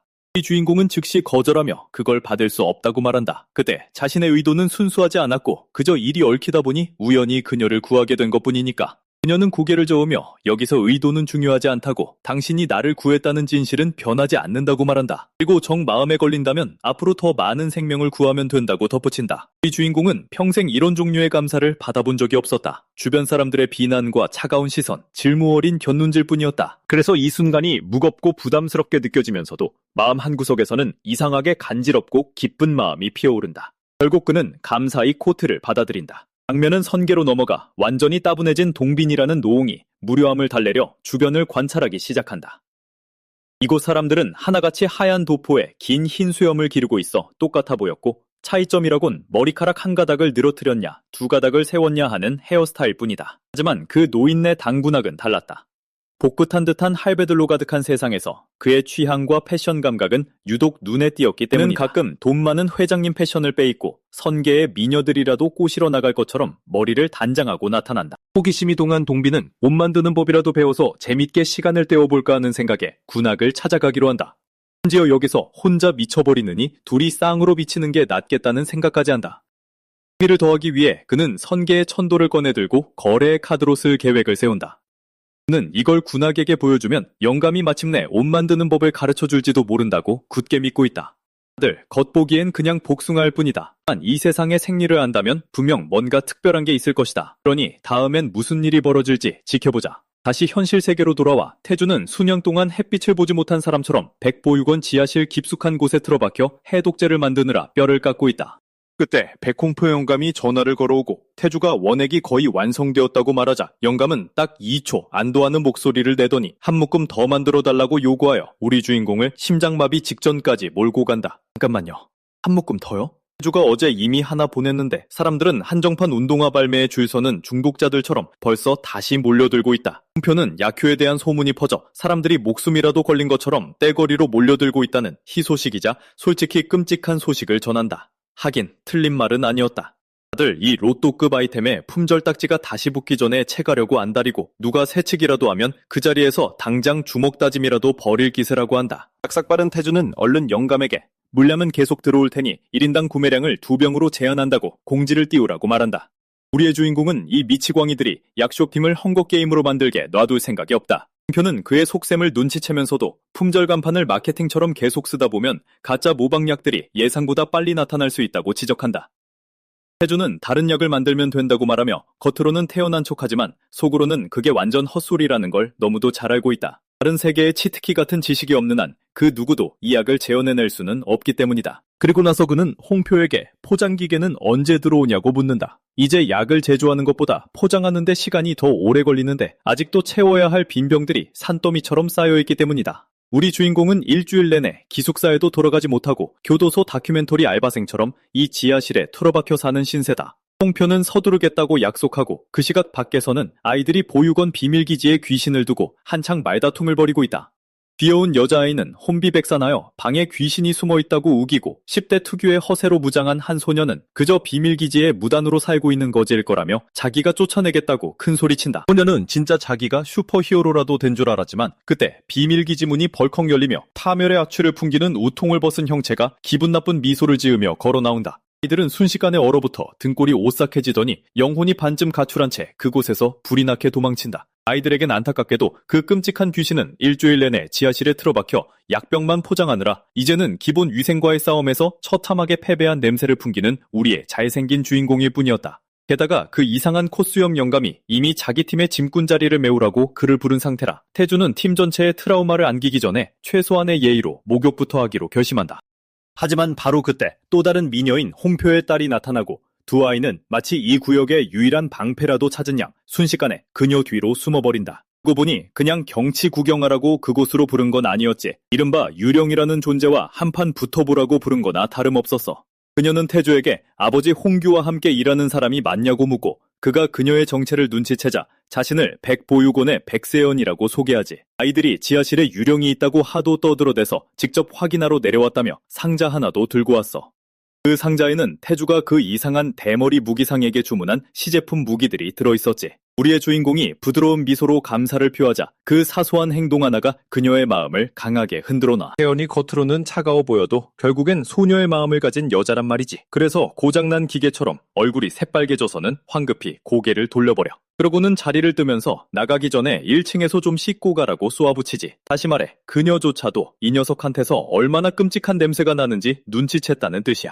그녀가 사라지자마자 태주는 오랫동안 기다린 택배를 뜯어보는 소녀처럼 상자를 열어 그 맨 위에는 쪽지 하나가 놓여 있었고 그걸 읽는 순간 그의 영혼은 엄청난 정신적 충격을 받아. 자기야, 이거 시제품이야. 한번 써보고 어땠는지 말해줘. 그 대머리 아저씨가 자기한테 손키스를 달리는 모습이 눈앞에 그려졌거든.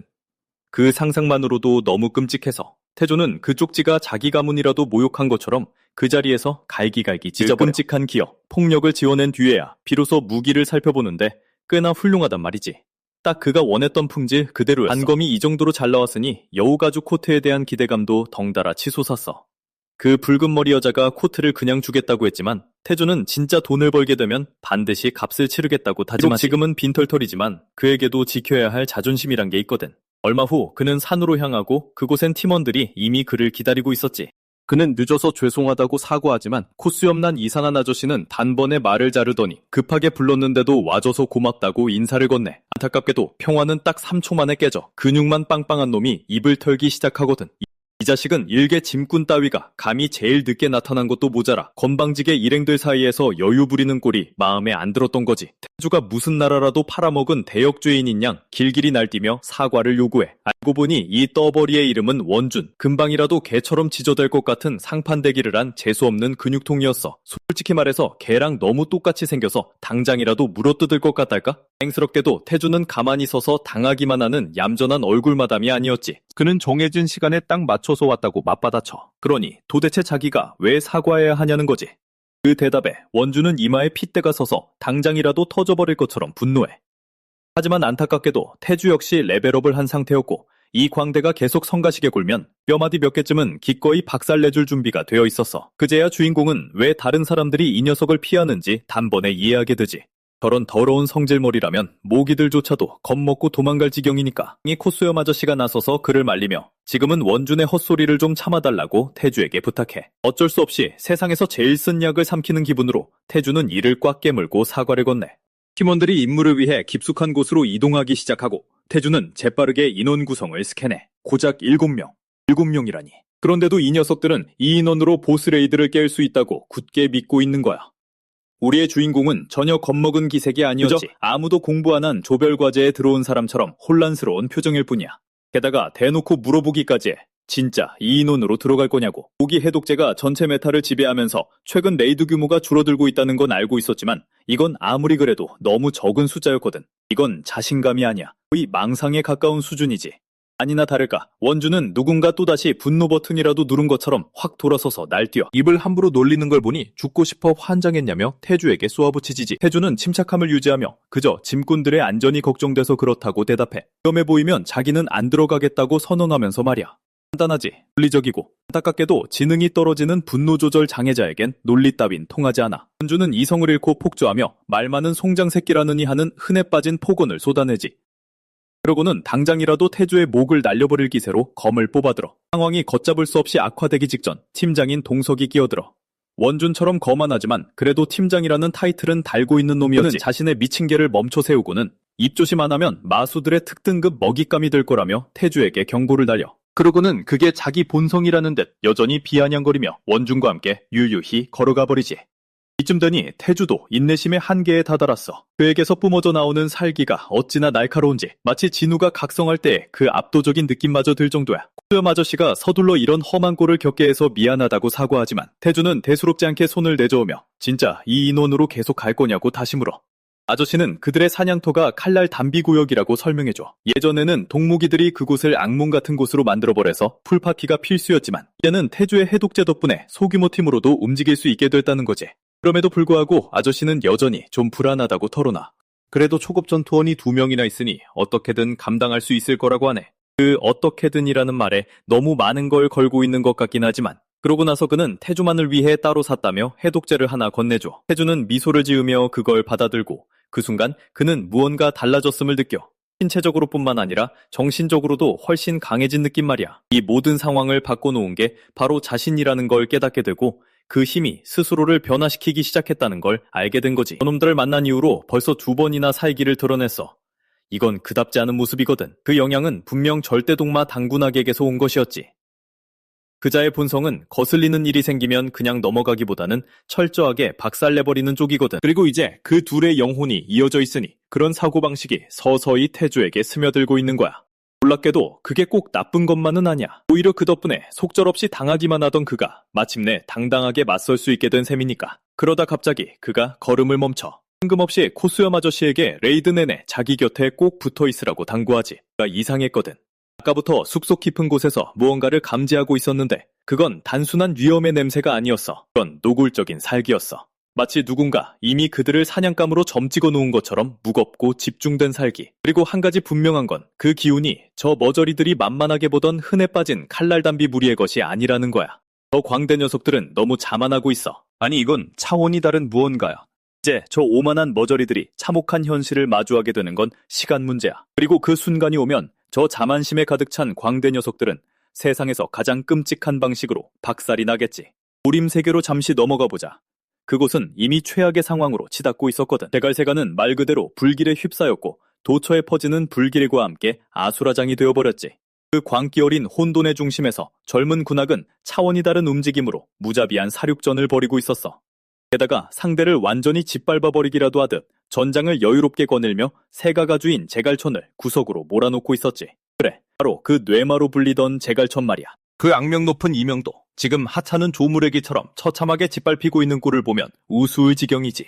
이 끔찍한 학살극의 이유는 아주 단순해. 제갈세가가 마교의 영혼을 팔아넘긴 사실이 들통났거든. 하지만 제갈천은 여전히 현실을 부정하며 자기들은 모함을 받았을 뿐이라고 아무도 믿지 않을 변명만 늘어놓고 있어. 그 사이 군악은 귓등으로도 듣지 않아. 이미 십보 앞을 내다보고 있었지. 가볍게 손을 까딱하자 수많은 단검이 허공으로 떠오르더니 마치 주인의 명령을 기다리는 듯 제갈촌을 향해 정조준된 채로 머물렀어.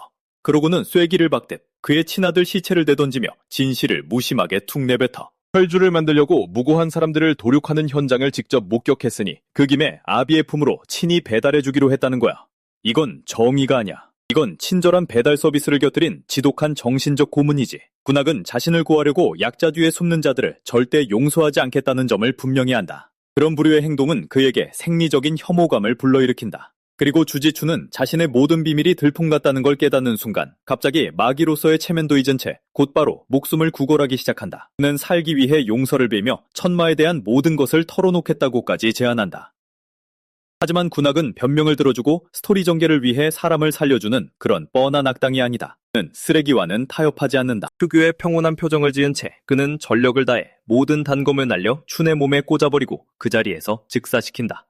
그렇게 뇌만은 곧장 지옥으로 사출되고 군악은 천마도 곧 그곳에서 합류하게 될 거라며 무심하게 툭 내뱉는다. 형님이 진짜 지옥 단체 예약을 잡아버린 셈이다. 다시 지구로 돌아와서 원준과 그의 분대는 마치 준비운동이라도 하듯 칼날 담비 여러 마리를 이미 처리한 상태다. 원준은 만화석을 꺼내들더니 아까 자신들을 의심했던 태주를 조롱하며 곧바로 헛소리를 늘어놓기 시작한다. 그는 자신이 레이드를 다 하드캐리한 것처럼 굴며 이제 답을 알겠냐고 우리 주인공에게 묻는다. 태주는 평정심을 유지하기 위해 온 힘을 다한다. 여기서 이성을 잃고 날뛰어버리면 그들이 너무 좋아할 테니까. 이 녀석들이 이걸 해낸 유일한 이유는 전적으로 태주의 해독제가 하드캐리해준 덕분이다. 그게 없었더라면 이놈들은 싸구려 빨랫감처럼 순식간에 찌그러졌을 것이다. 폭발하는 대신 그는 살기를 억누른다. 이런 하찮은 벌레들에게 자신의 새 칼을 더럽히고 싶지 않기 때문이다. 2명의 비각성자와 3명의 만화 축적자가 담비무리를 쓰러뜨린 것이다. 물론 대단하게 들리겠지만 이놈들이 사실상 태주의 사기템 덕분에 살아남았다는 걸 떠올리면 얘기가 달라진다. 또 태주는 방금 일어난 일에 신경 쓰지 않는다. 그의 시선은 다음에 다가올 위험에 꽂혀있다. 본능적으로 한 가지를 확신하고 있기 때문이다. 이놈들이 방금 전을 진짜 위협이라고 생각했다면 곧 아주 뼈저린 현실을 마주하게 될 거라는 걸. 태조는 다시 노인에게 몸을 기울이며 진짜 쇼가 시작될 테니 바짝 붙어 있으라고 말한다. 그리고 그 말이 끝나기가 무섭게 붉은 털을 가진 늑대가 모습을 드러낸다. 홍표가 그것을 본 순간 그의 영혼은 거의 로그아웃할 뻔하지만 태조는 침착하게 마치 라이브 시연이라도 할 것처럼 그에게 가방을 건넨다. 태조는 늑대의 무식한 힘 따위는 전혀 걱정하지 않는다.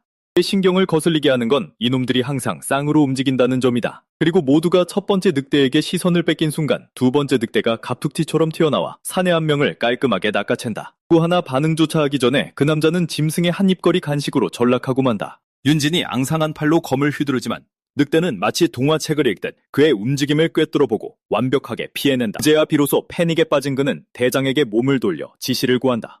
도 이른바 대장이라는 놈은 이미 꼬리를 말고 도망친 지 오래다.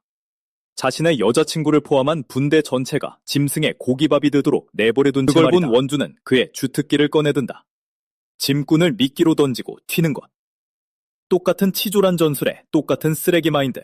그리고 그것이 태주의 인내심을 끊어버리는 단검을 뽑아들고 든다. 불법이 아닐까 싶을 정도로 깔끔하고 날렵하게 검을 날려버린다. 칼날 하나가 허공을 가르며 경로에 있는 모든 것을 베어버리고 원준과 동석의 소중한 귀를 살짝 스친 후 그들 뒤에 있는 바위에 쾅 쳐박힌다. 그것은 공격이 아니었다. 그것은 살기가 가득 담긴 경고 사격이었다. 그는 차분하지만 치명적인 목소리로 입을 연다. 자신이 이끌어야 할 팀을 버린 놈과 혼자 살겠다고 가장 약한 사람을 몬스터의 먹이로 던지려 한 놈을 낱낱이 질타한다. 그러고는 똑같이 차가운 대사를 내뱉는다. 자신을 구하려고 약자를 방패막이로 삼는 쓰레기들을 가장 혐오한다고.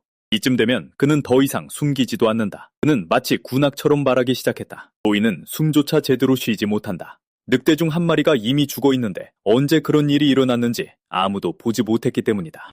한편 두 번째 늑대가 으르렁거리며 위협하려 하지만 태주는 단번에 그 길을 꺾어버린다. 그는 한 발짝만 더 오면 끝장이라고 경고한다. 망설임도 두 번의 기회도 없다. 형님은 이미 단단히 화가 난 상태다. 그런 다음 그는 다시 팀을 향해 돌아보며 상황이 꼬일 때마다 항상 이런 식으로 행동하냐고 묻는다. 약자를 버리고 자기들만 살아남길 기도하는 거 말이다. 원주는 일말의 부끄러움도 느끼지 못한 채 오히려 뻔뻔하게 약자는 각성자를 위해 죽어주는 게 당연하다고 짓거린다. 그 말 한마디만으로도 이 자식이 얼마나 쓰레기같이 자랐는지 알 수 있다.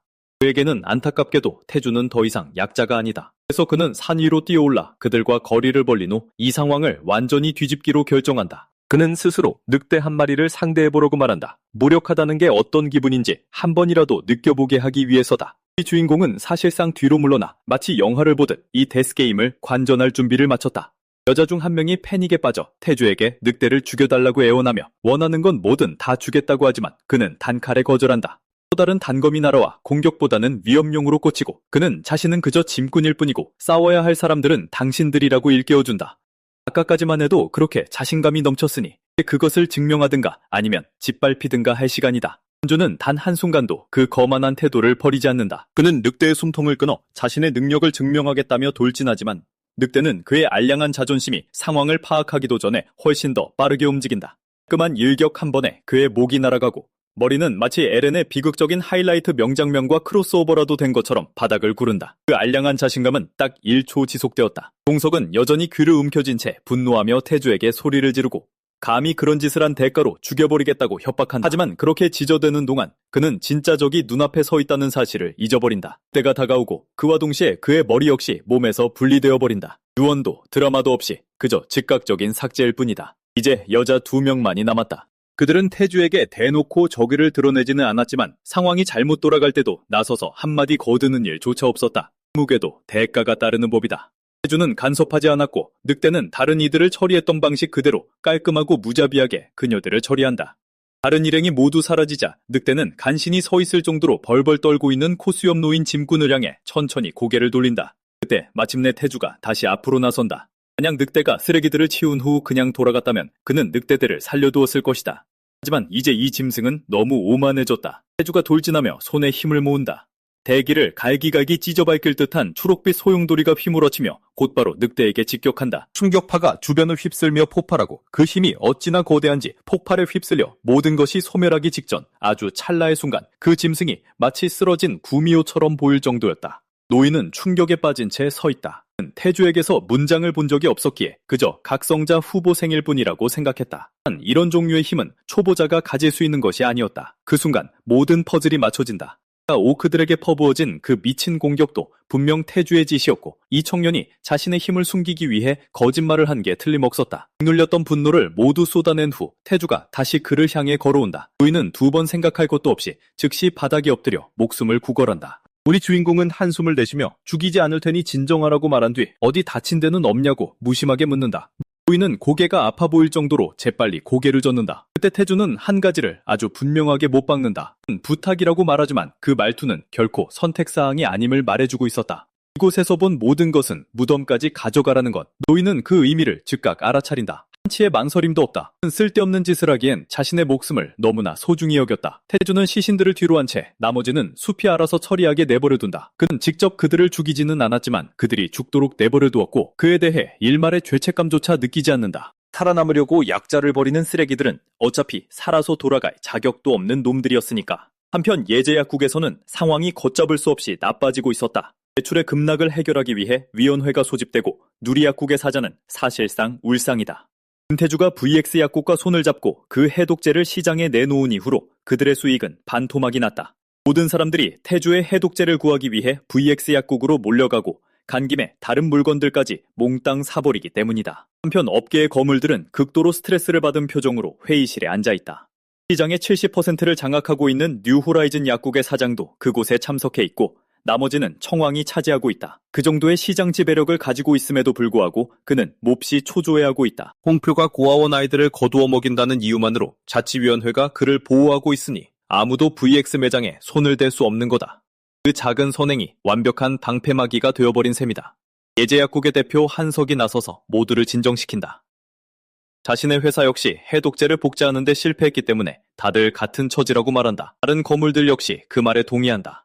아무도 그 공식을 알아내지 못했고 이제 다들 수익이 빠져나가는 걸 지켜볼 수밖에 없는 신세가 되었다. 자치위원회가 앞을 가로막고 있으니 한석은 옛날 방식을 쓰기로 결심한다. 그 말 한마디에 뚱뚱한 약국주인 기로는 씩 미소를 짓는다. 앞으로 무슨 일이 벌어질지 뻔히 알고 있으니까 정당당하게 이길 수 없다면 지저분하게 나설 차례다. 한석은 화면에 태주의 배경을 띄우고 모든 것을 낱낱이 파헤친다. 그는 파주 영지의 맹주, 김웅방 준장의 장남이다.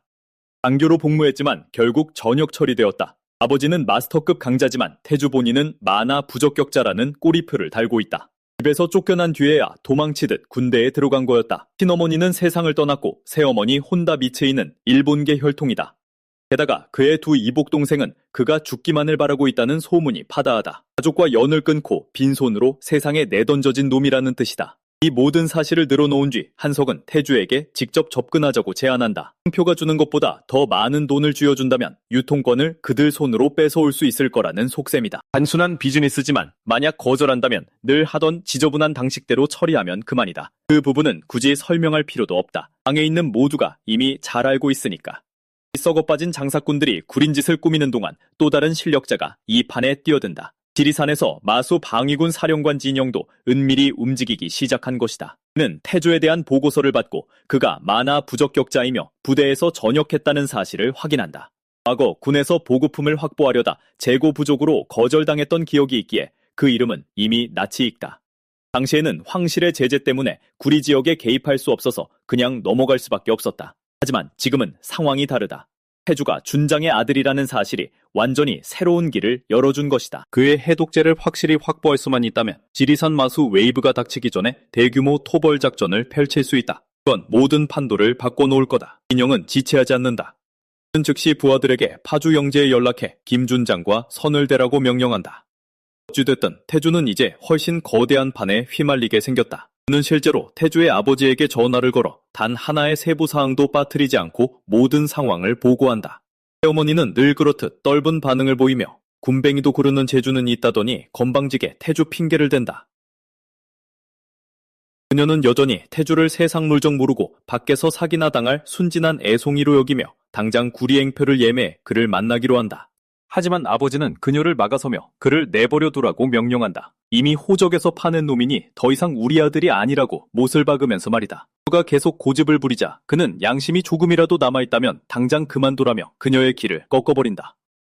비록 너무 늦게 나타나긴 했어도 그 남자 마음속 어딘가에 아버지로서의 일말의 양심은 남아있었던 모양이다. 그 말을 들은 미추이는 순간 얼어붙어 혹시라도 그가 태주 암살 시도에 대해 알아차린 건 아닌지 속으로 당황한다. 하지만 그녀는 이내 평정심을 되찾는다. 자신이 보낸 암살자들은 이미 죽었으니 이제 와서 꼬투리 잡힐 일은 없으니까. 대신 그녀는 화제를 돌려 다른 속셈을 내비친다. 태주에게 연락해 군에 해독제를 공급하도록 설득하라는 것이다. 태주가 동의한다면 남편의 진급심사에도 도움이 될 거라 덧붙이며 몰락해가는 파주 영지를 언제까지 친정아버지가 지원해줘야 하냐고 따져 묻는다. 아버지는 내내 침착함을 잃지 않고 자신의 아들에게 구걸하는 짓 따위는 하지 않겠다며 단호하게 거절한다. 정해독제가 탐난다면 당신이 직접 태주와 이야기하라고 매몰차게 받아친다. 그 대답에 잔뜩 열이 오른 그녀는 아무 말 없이 방을 뛰쳐나간다.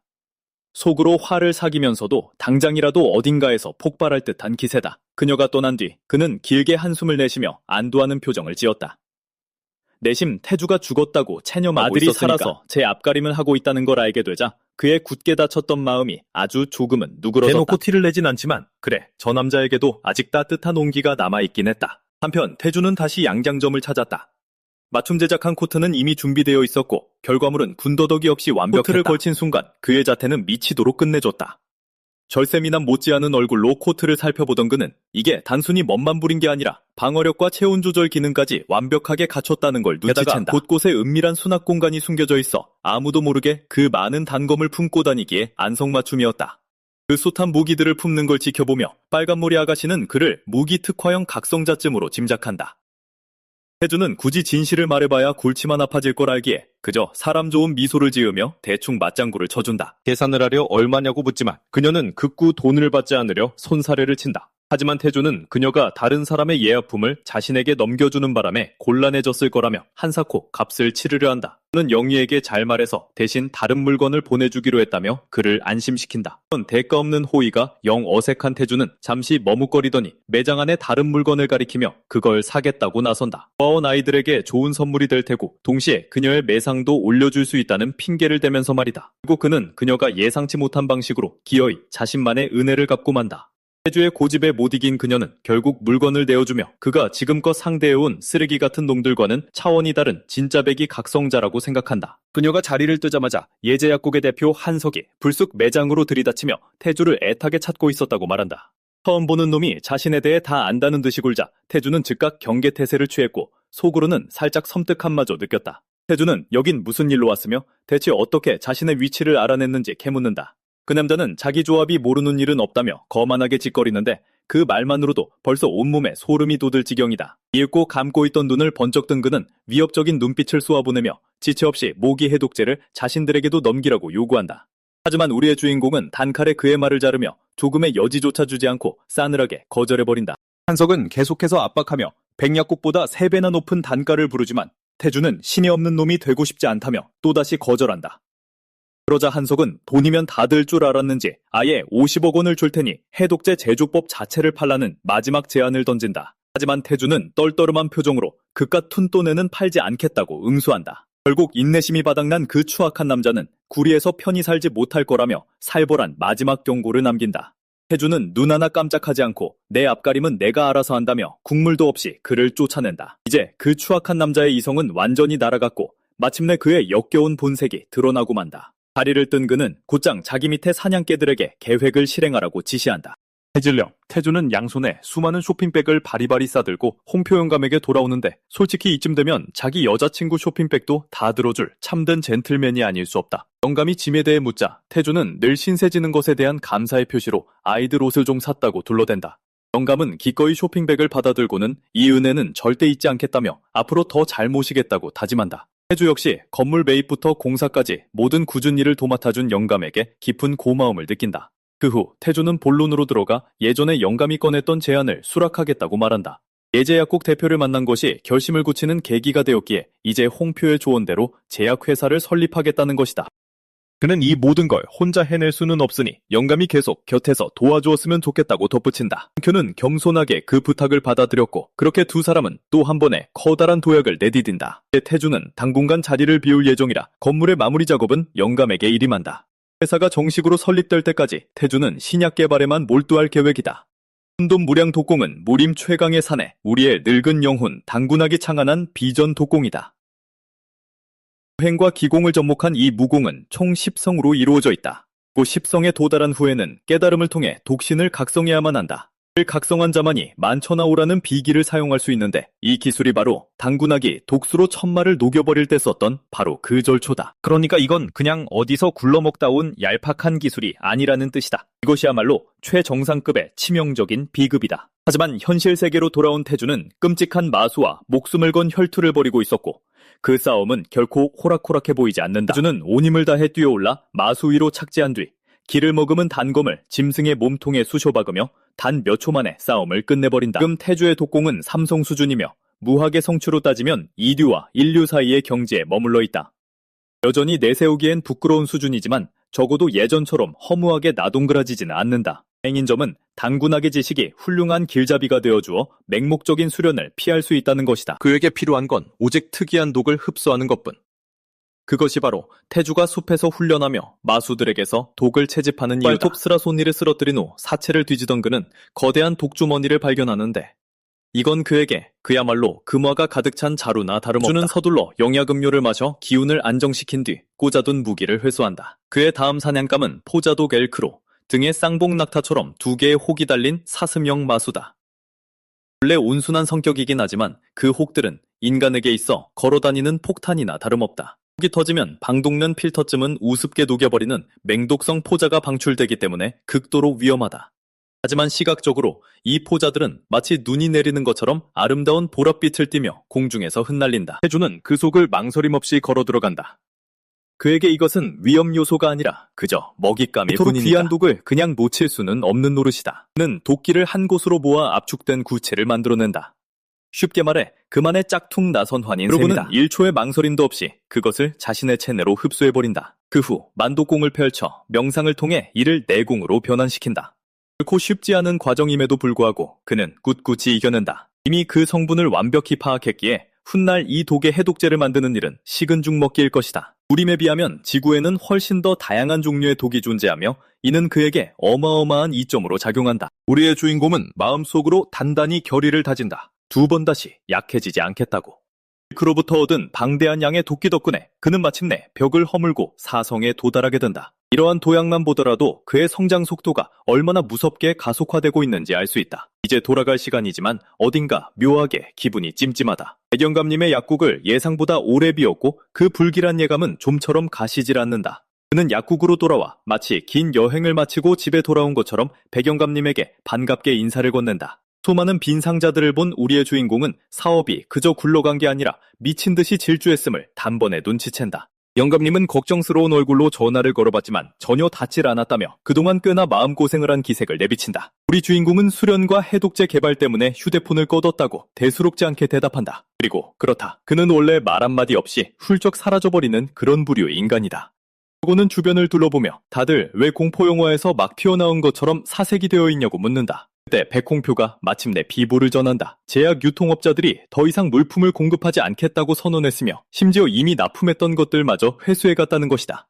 게다가 자치위원회의 의약품 인허가 부서에서 연락이 와 해독제로 인한 부작용 의혹을 조사하겠다며 성분표 전체를 요구했다고 덧붙인다. 그 말을 들은 우리의 주인공은 즉각 이 모든 일의 배후에 신룬 대표가 있을 것이라 의심한다. 백영감은 확신하진 못하지만 이건 딱 한석 대표가 쓸 법한 수법이라며 인정한다. 그리고 최악인 점은 그자가 자치위원회의 소속이라는 것이다. 만약 성분표 제출을 거부한다면 상황은 더욱 악화되어 전면 판매 금지 조치로 이어질 수도 있다. 가만히 듣고 있던 그는 이것이 한석의 더러운 수작의 시작에 불과하다는 걸 깨닫는다. 솔직히 그 인간이라면 이 정도는 놀랍지도 않다. 상황이 더 꼬이기 전에 궁지에 몰리기를 기다리느니 먼저 선수 치는 게 낫다고 우리의 주인공은 결단한다. 태주는 어차피 협박을 할 거라면 상대도 그 위협을 뼛속 깊이 체감해야 한다고 말한다. 그러고는 백영감에게 저들이 해독제에 부작용이 있다고 주장하니 일단 판매를 중단하고 당분간 문을 닫자고 제안한다. 그렇다. 그의 머릿속에 무언가 살벌한 계획이 돌아가고 있는 게 분명하다. 세상은 우리의 주인공을 무너뜨리려 음모를 꾸미고 있지만 정작 그는 포자엘크로 만든 새로운 해독제를 자축하느라 바쁘다.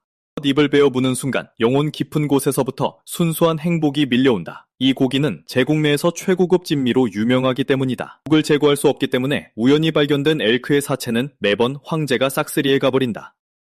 다른 사람들에겐 기회조차 주어지지 않는다. 그렇기에 태주는 자신의 결정이 너무나도 우습고 통쾌하다. 만들 수 있는 수많은 약들 중에서도 하필 황실의 최고급 전리품 역할까지 겸하는 것을 선택해버렸으니 말이다. 처음 그의 계획은 아주 단순했다. 그저 마수 웨이브 때 엘크의 도구로 인한 민간인 사상자를 줄이고 싶었을 뿐이다. 하지만 그 결과물을 맛본 순간 그의 생각은 완전히 다른 방향으로 흘러가기 시작한다. 이건 더 이상 평범한 약이 아니다. 사람들이 한번 맛보면 즉각 중독될 만한 물건이다. 행복해하는 모두의 얼굴을 둘러보며 그는 또 다른 사업 아이템을 구상하기 시작한다. 어쩌면 지금이 엘크 고기 사업을 시작할 완벽한 기회일지도 모른다. 그리고 이 고기에 환장하는 황제에게 납품할 수만 있다면 그랜드마스터급인 황제의 검수를 직접 관찰할 기회를 얻게 될지도 모른다. 이 녀석은 벌써 사업 계획과 수련 에피소드를 동시에 짜고 있는 것이다. 그가 달콤한 상상에 빠져있는 사이 백영감님은 헛기침을 하며 이렇게 맛있는 걸 대접해주어 고맙다고 인사를 건넨다. 그는 새로운 약이 그 무시무시한 엘크의 해독제가 될 줄은 꿈에도 몰랐다며 태주가 역시나 남다른 그릇이라는 것을 다시 한번 인정한다. 사람들이 그의 한계를 다 파악했다고 생각할 때마다 이 남자는 보란듯이 층수를 하나 더 올려버린다. 그럼에도 홍표는 약국 문을 굳게 닫고 이렇게 가만히 있어도 정말 괜찮은 건지 묻지 않을 수 없다. 태주는 그저 과정을 믿고 기다리라고 담담히 대답한다. 시장에서 해독제가 완전히 사라지는 순간 도대체 누가 먼저 아쉬워하며 매달리는지 똑똑히 보게 될 테니까. 그렇게 며칠이 지나자 헌터들이 백영감님의 약국 앞으로 몰려들기 시작한다. 수 역시 그곳에 있었고 5일째가 되자 여전히 문이 닫혀있는 상황에 경악을 금치 못한다. 이제 그에게 남은 해독제는 고작 몇 병뿐이며 그마저 다 떨어지면 사실상 끝장이나 다름없다. 해독제 없이는 또다시 사냥터에서 아무짝에도 쓸모없는 신세로 전락하고 만다. 그때 그는 누군가 지나치게 정교하고 의심스러운 소문을 퍼뜨리는 것을 엿듣게 된다. 아니, 누군가 해독제의 부작용 때문에 쓰러졌다는 것이다. 그 일로 자치위원회에서 제도법을 요구했고 홍표는 그 압박을 견디지 못해 어쩔 수 없이 가게 문을 닫았다는 내용이었다. 나쁜 소식은 와이파이라도 달린 것처럼 빠르게 퍼져나가 군중 사이로 순식간에 확산된다. 주변 사람들은 즉시 그 소문을 떠벌리기 시작하고 진수는 속이 타들어가기 시작한다. 자신이 직접 해독제를 써봤지만 단 한 번도 부작용 따윈 겪어본 적이 없었기 때문이다. 그래서 이토록 뻔뻔한 헛소리를 듣고 있자니 순식간에 분통이 터진다. 앞뒤가 전혀 안 맞는 말이었고 그는 그 사실을 누구보다 잘 알고 있다. 그가 주둥이를 나불대는 놈의 멱살을 잡으려 팔을 뻗는 순간 잘생긴 사내 하나가 나타나 무기로 그를 가로막는다. 역시나 그 수상쩍은 자는 엄청난 오라를 뿜어내고 있다. 항상 빌런들은 쓸데없이 잘생긴 외모로 등장해서는 사람들이 악당에게 열광하면 짐짓 놀란 척을 한다. 이 남자는 바로 자경단 대장인 정학이다. 예제 약국과 끈끈한 관계를 유지해온 그는 한치의 망설임도 없이 위원의 편에 선다. 그는 성분 분석이 끝날 때까지 약국문은 계속 닫혀있을 것이라 선언하며 이는 상임위원회의 공식 결정이라고 못 박는다. 한마디로 다들 그만 얼쩡거리고 당장 집으로 꺼지라는 소리다. 그 말에 진수는 더욱 폭발하며 자신이 직접 임상시험에 참여했지만 아무 이상 없이 멀쩡하다고 쏘아붙인다. 그러고는 그 자리에 있는 모두가 속으로 생각하던 질문을 던진다. 당장 우린 대체 어떻게 사냥을 계속하란 말이냐고. 설마 그 끔찍한 벌레 수트를 다시 뒤집어쓰고 그게 해결책인 양 굴어야 한다는 건가? 그가 그렇게 소리치는 순간 다른 헌터들도 일제히 고함을 지르기 시작한다. 하나의 목소리가 열이 되고 열의 목소리는 곧 거대한 성난 군중으로 변해버린다. 정각은 숨막히는 오라를 뿜어내며 언제부터 너희 같은 쓰레기들이 감히 내게 말대꾸를 했냐며 싸늘하게 묻는다. 자신이 검을 뽑기 전에 당장 해산하라고 마지막으로 경고한다. 하지만 진수는 그 압박감에 짓눌리면서도 꿋꿋이 자리를 버티고 선다. 잘생긴 대장의 인내심은 이미 바닥났고 그는 한치의 망설임도 없이 검을 뽑아든다. 그 순간 진수의 용기도 연기처럼 사라져버린다. 애초에 그럴 깜냥이 안 되었기에 즉시 꼬리를 내리고 빗걸음질치며 도망가버린다. 정학은 혀를 차며 이런 부류의 인간들을 상대하는데 이미 넌더리가 난 모습이다. 그는 약이 팔리든 말든 쥐뿔도 신경 쓰지 않지만 한석이 위원회를 가지고 노는 꼬락서니는 영 심기가 불편했기에 조만간 그 문제를 짚고 넘어갈 생각이다. 호랑이도 제 말하면 온다더니 한석은 이미 차 안에 앉아 그 모든 상황이 벌어지는 것을 여유롭게 지켜보고 있다. 그는 서기에게 전화를 걸어 정학 같은 고수를 이런 일에 끌어들였다며 짐짓 놀란 척을 한다. 서기는 자신과 회장님이 한뜻으로 움직이는 한 다수결은 우리 차지이며 그 누구도 반기를 들 수 없다고 차분하게 대답한다. 평소라면 정학은 그저 구리를 위한 일이라며 선을 넘지 않는 한 관여하지 않았을 것이다. 그 말을 들은 한석은 안도하며 약속했던 두둑한 보상을 다시 한번 확언한다. 한편 태주가 마침내 모습을 드러내며 진영 사령관 앞에 선다. 그는 단도직입적으로 본론을 꺼내 지리산 마수 방위대에 병당 5만 원에 100만 병을 공급하겠다며 총 500억 원의 거래를 제안한다. 500억이라는 숫자를 듣는 순간 사령관의 눈빛이 날카로워졌고 그 매서운 시선에 태조는 정가를 고집한 게 혹시 그의 심기를 건드린 건 아닐까 속으로 당황한다. 그때 한 장교가 다가와 귓속말로 속삭인다. 사령관님이 겉도기엔 상연의 온이라도 될 것처럼 험악해 보여도 사실은 그저 신나서 저러는 거라고. 사령관은 1초의 지체도 없이 계약금으로 절반의 금액을 당장 입금하라고 명령한다. 하지만 거래가 성사되려는 찰나 태주가 그를 멈춰 세우며 계약에 포함된 물품이 하나 더 있다고 말한다. 그는 머지않아 회사를 설립할 계획이라며 이를 위해 또 다른 제품을 개발했다고 설명한다. 그리고는 약 대신 첫눈에 봐도 미치도록 군침이 도는 고기 조각들을 꺼내들며 총사령관님을 위해 특별히 준비한 것이라 덧붙인다. 신약을 기대했던 사령관은 살짝 실망한 기색을 보이며 건강상의 이유로 고기를 피하고 있다고 말한다. 태주는 차라리 그 고기를 황제에게 바치자고 툭 던지듯 제안합니다. 독포자 사슴의 고기이니 황제가 틀림없이 흡족해할 거라면서요. 옆에 있던 장교는 완전히 경악하며 육즙이 분수처럼 터져나오고 천상의 맛이 난다는 그 전설의 고기가 맞냐고 불쑥 묻습니다. 우리 주인공은 대수롭지 않다는 듯 쿨하게 고개를 끄덕입니다. 그때 사령관이 갑자기 끼어들며 전부터 태주가 참 보기 드문 인재라고 생각했다며 군에는 그 같은 사람이 필요하다고 말합니다. 그고는 혹시 입대할 생각은 없냐고 묻습니다. 솔직히 참 어이없는 질문이죠. 태주는 뼛속까지 군인 집안에서 자랐으니 당연히 생각해본 적이 있을 테니까요. 이 시점에서 대체 그런 걸 왜 묻는 걸까요? 지리산 마수 방어대는 샤먼 제국 영토 내에 변두리에 주둔하고 있으며 마수 웨이브를 통제하고 그 개체수를 조절하는 것이 주 임무입니다. 사령관은 처음부터 이곳으로 발령받은 것을 끔찍하게 싫어했습니다. 솔직히 누구라도 같은 심정 아니었을까요? 마수 웨이브를 성공적으로 막아내봐야 그저 본전치기일 뿐이고요. 만약 실패라도 한다면 모든 비난의 화살이 그에게 쏟아지기 때문이죠. 하지만 이제 처음으로 진짜 기회가 그의 눈앞에 뚝 떨어진 겁니다. 부관이 들어와 계약금이 이체되었으며 모든 지시사항이 이행되었다고 보고합니다. 사령관이 예상한 대로 태주가 이들과 갑작스럽게 거래를 맺은 것은 한석이 이끄는 약사협회와의 갈등 때문이었습니다. 부관은 내일자 신문에 해독제 계약과 독포자 사슴 사냥에 관한 특종 기사가 대서특필될 것이라고 덧붙입니다.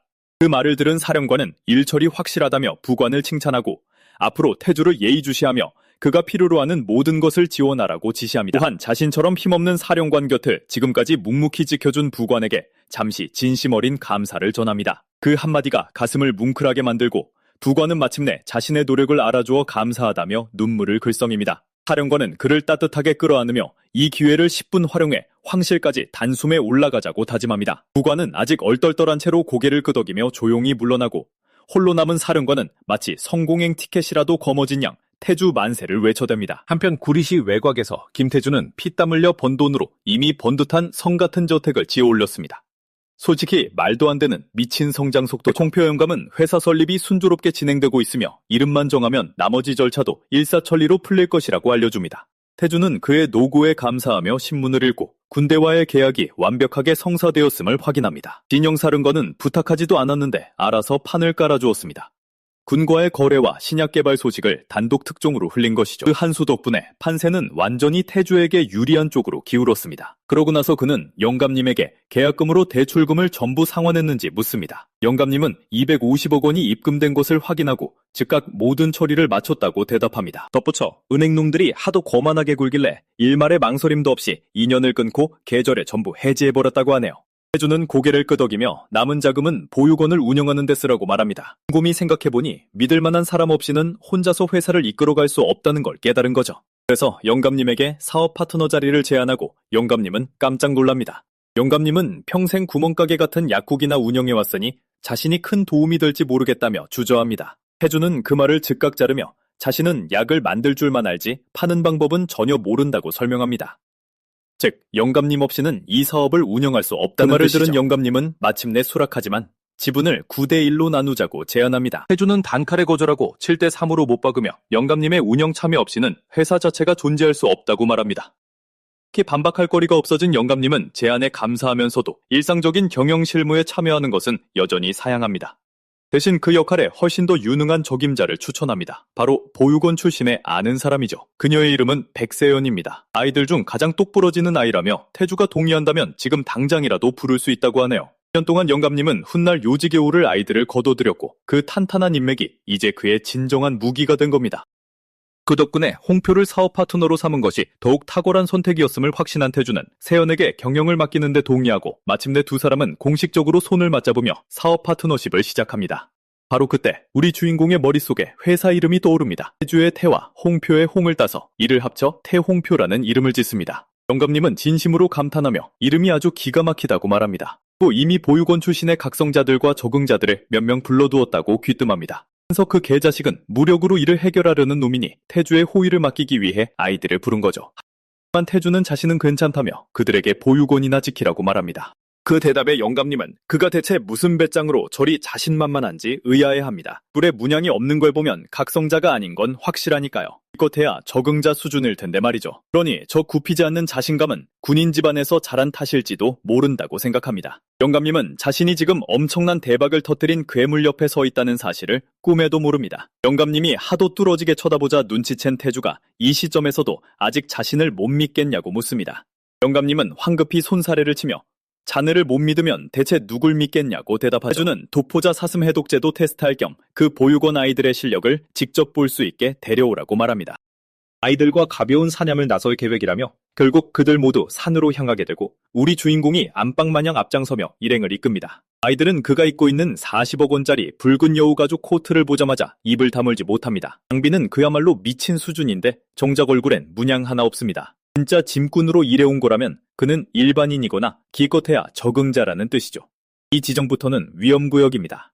잘생긴 청년 백창은이 앞으로 나서며 보스 김태주에게 곧 마수들이 출몰하기 시작할 거라고 경고합니다. 그렇기 때문에 자신이 앞장서겠다고 나섭니다. 아버지로부터 태주를 철저히 호위하라는 엄명을 받았으니까요. 우리 주인공은 그를 흘깃 보더니 형님이라고 부르라며 호칭을 정정해줍니다. 창은은 어색하게 형님이라 따라 부르더니 자신의 뒤로 물러나 있으라고 부탁합니다. 아무리 코트의 방어력이 뛰어나다 한데 전투 시에는 움직임이 둔해질 수밖에 없다고 설명하네요. 자신은 각성자이니 이 상황을 훨씬 더 잘 통제할 수 있다고 믿는 겁니다. 태주가 그저 무표정하게 빤히 쳐다보자 창은은 혹시 자기 말이 기분 나빴다면 죄송하다며 즉시 사과합니다. 태주는 이런 일에 익숙하다며 각성자로서 걱정되는 마음의 한 소리라는 걸 이해한다고 넘깁니다. 하지만 그보다 먼저 지금 몰려오는 놈들부터 처리하고 나서 자세한 얘기를 마저 하자고 하네요. 그러고는 태주가 코트 안으로 손을 넣었다 빼는 순간 창은은 폭풍 족제비 떼가 그들을 향해 곧장 맹렬히 돌진해오는 것을 발견합니다. 자, 이제 그가 진짜 입만 산 건지 실력을 증명할 시간입니다. 아이들 모두 마수들과 싸울 태세를 갖추지만 우즈마키 나루토의 그림자 분신술급 난장판을 연상케 할 만큼 공격에 꿈쩍도 하지 않는 놈들을 보고 패닉에 빠집니다. 그 와중에 그들은 자신들 바로 옆에 걸어다니는 치트키가 떡하니 버티고 있다는 사실을 까맣게 잊고 있었습니다. 태주는 여유롭게 코트에서 안기를 꺼내 날려버리고 그것들은 검은 폭포수처럼 쏟아져 내리며 마수들을 덮칩니다. 상은은 그 자리에 선 채로 턱이 빠질 듯 경악합니다. 이 마수들은 항상 무리지어 다니기 때문에 유저 랭크인 자신조차 예전엔 생채기 하나 내지 못했는데 지금 단 한 사람의 손에 전멸해버렸으니까요. 그 깔끔한 싹쓸이를 해놓고도 태주의 표정은 영 마땅찮아 보입니다. 평소 즐겨 쓰다 회수하고 나는 단검은 꺼내볼 기회조차 없었거든요. 자칫 전력을 다했다가 아이들이 다치기라도 하면 홍표영감과의 관계가 껄끄러워질 테니 일부러 힘을 조절한 겁니다. 대신 폭우처럼 쏟아지는 폭우 이화침과 철안에 의존해야만 했고 이제 그것들은 영영 회수할 수 없게 되었습니다. 이럴 때면 동마공 칠성에 대한 갈증이 더욱 간절해집니다. 상은이 상념에 잠긴 그를 깨우며 줄곧 마음에 걸렸던 것을 묻습니다. 마스터들은 얼굴에 문양을 숨길 수 있다고 들었는데 혹시 태주가 숨겨진 마스터가 아니냐고 묻는 거죠. 태주는 자신은 절대 각성자가 아니라고 단칼에 일축하며 자신이 뭐든 간에 여기서부턴 자기가 앞장서겠다고 선언합니다. 상은은 여전히 혼란스러워하지만 태주는 마치 아무 대화도 없었다는 듯 이미 성큼성큼 앞서 걷고 있습니다. 깊숙이 들어가자 마치 제안방인 양 느긋하게 풀을 뜯고 있는 도포자 사슴 한 마리와 마주칩니다. 치명적인 도포자 덕분에 평범한 인간 따위는 자신을 건드리지 못한다는 걸 알기에 반응조차 하지 않네요. 하지만 불행히도 우리 주인공은 이 녀석의 완벽한 극상성 카운터죠. 태주는 저놈을 사냥할 테니 모두 해독제를 마시라고 지시합니다. 일행은 해독제가 아직 임상시험 단계라 지금 당장 믿고 마시기엔 도박 같아서 머뭇거립니다. 하지만 창은은 그를 굳게 믿기로 결심합니다. 단숨에 해독제를 들이켠 그는 교전태세를 갖추고 가장 먼저 앞으로 나섭니다. 사슴이 도망치려 하면 만화건으로 후방을 지원해달라고 다른 아이들에게 당부하죠. 그가 가까이 다가가는 순간 사슴은 보통 사람이라면 몸이 얼어붙을 만큼 귀를 찢는 듯한 괴성을 내지릅니다. 그러나 창은은 아랑곳하지 않고 돌진하여 단 한 번의 깔끔한 움직임으로 사슴을 스쳐 지나가며 단숨에 목을 베어버립니다. 그때 여자아이 중 한 명이 터질 것 같다고 다급히 소리치고 말이 떨어지게 무섭게 사슴이 폭발하며 짙은 독포자 구름을 공기 중으로 흩뿌립니다. 독성 안개가 사방으로 번져나가며 주변은 몽환적이기까지 한 광경으로 뒤바뀝니다. 그 광경을 지켜보던 태주는 오히려 안도하는 표정을 짓습니다.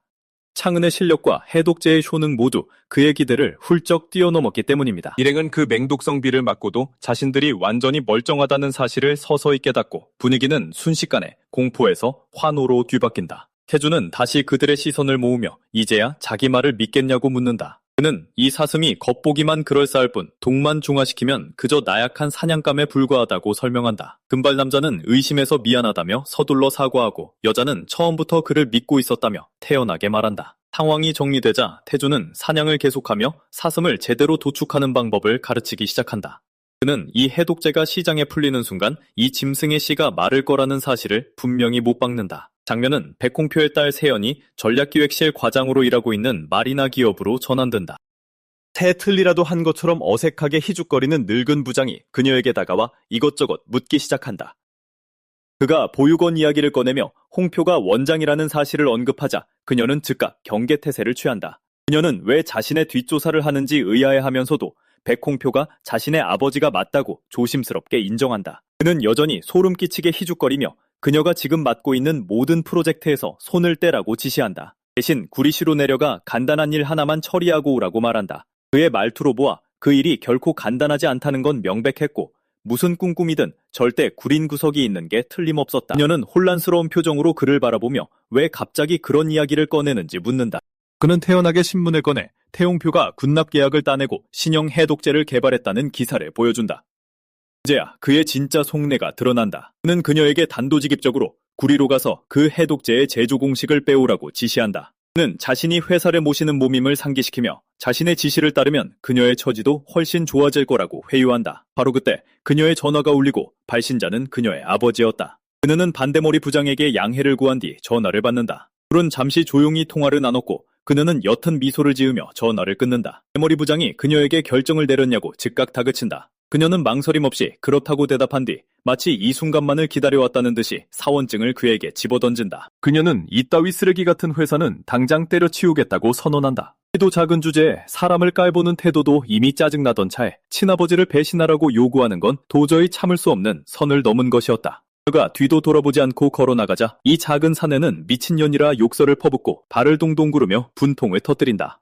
한편 보육원 아이들은 태주의 새 건물에서 짐을 정리하고 있다. 오랜 하루의 일이 끝난 후 그는 아이들의 노고에 고마워하며 나머지는 자신이 알아서 할 테니 돌아가서 쉬라고 말한다. 상은 계속 경호 타령을 하지만 태주는 그의 말을 자르며 자신이 정말 그런 게 필요해 보이냐고 되묻는다. 대신 보육원 동생들과 원장님이나 잘 지키라고 당부한다.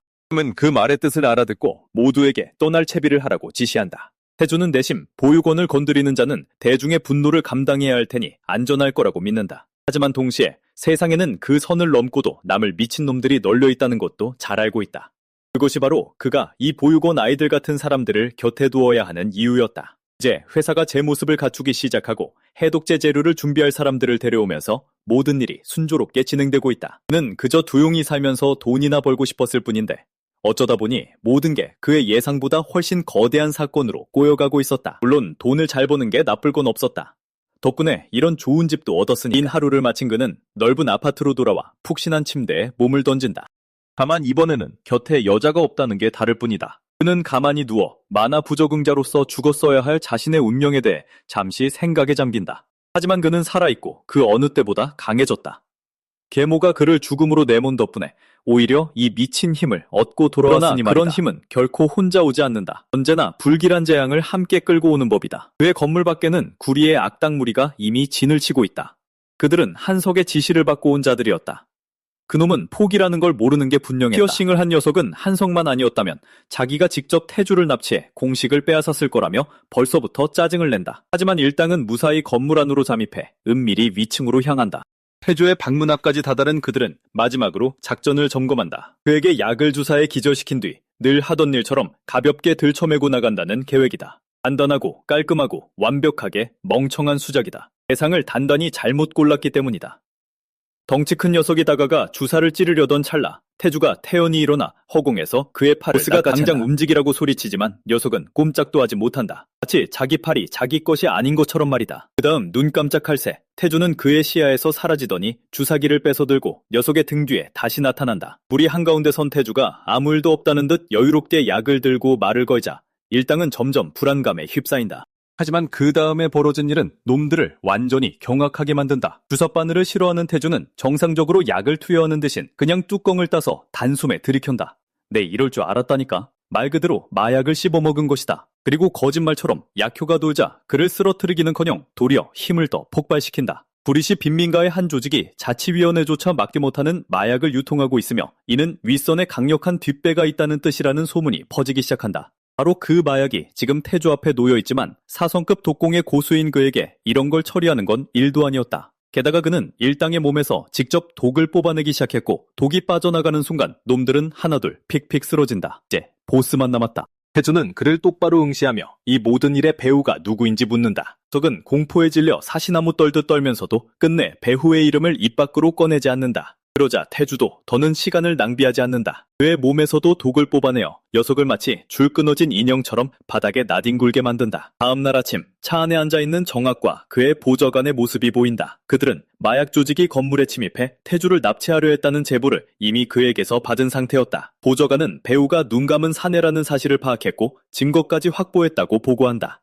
이제 자경단 입장에서는 그를 구금하고 자신들의 위상을 증명할 완벽한 기회가 온 것이다. 하지만 정학은 그저 실망스러운 표정이다. 그의 생각에는 눈 감은 사내가 이런 일을 벌일 거였다면 최소한 성공이라도 했어야 했다. 그는 아직 풋내기에 불과한 태주를 진짜 위협으로 보지 않지만 감히 무시할 수 없는 존경을 받는 홍표의 경우는 이야기가 다르다. 지금 가장 빠른 해결책은 눈 감은 사내를 구금하고 합의를 종용하는 것이다. 하지만 그 교활한 새끼의 성질머리를 볼 때 호락호락 넘어갈 리가 없다. 그들은 마침내 태주의 건물에 도착하고 그곳엔 붙잡힌 놈들이 꽁꽁 묶여있다.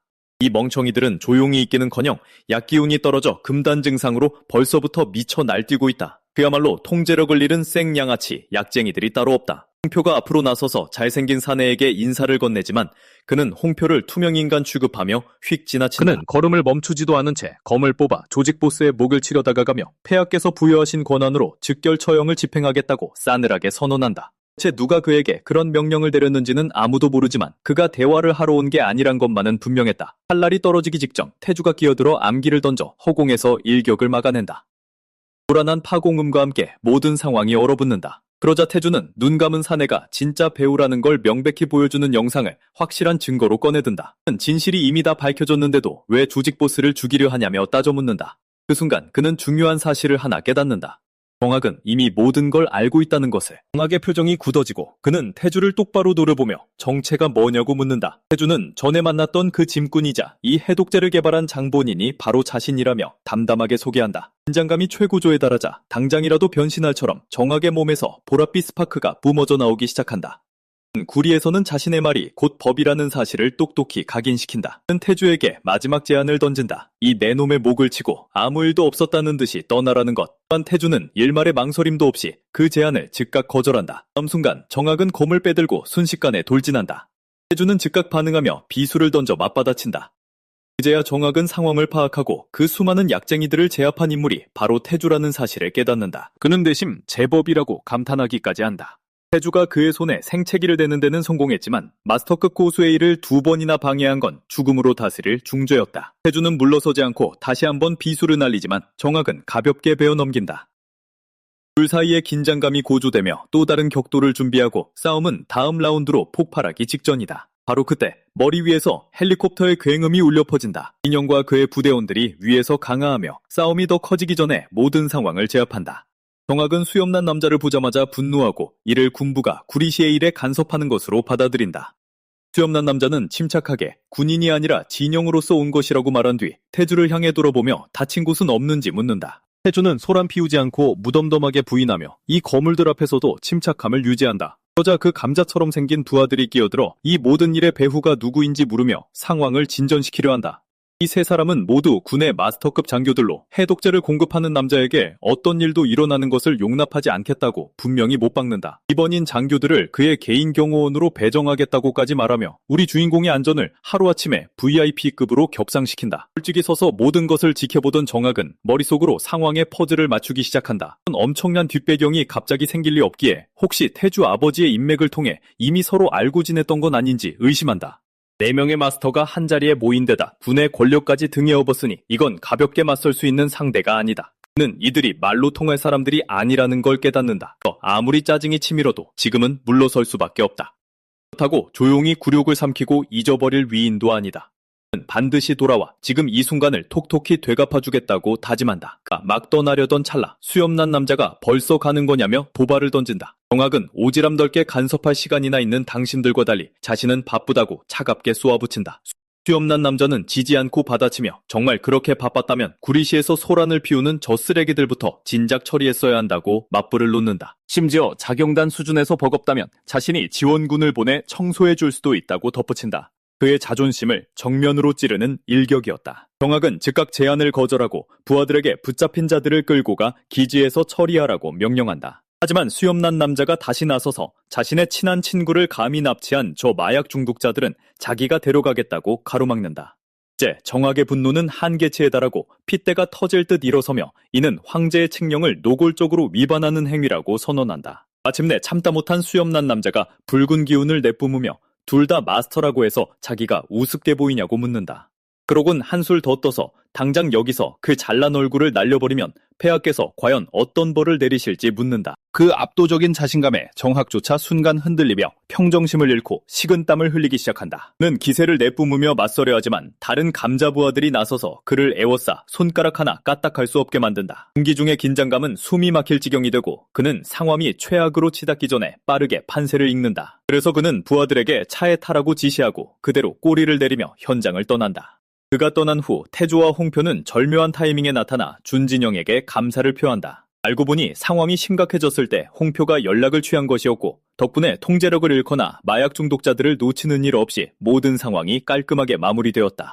그 말을 들은 수염난 남자는 저놈들은 자신이 직접 처리할 것이며 마약 조직의 배후까지 추적하겠다고 태주를 안심시킨다.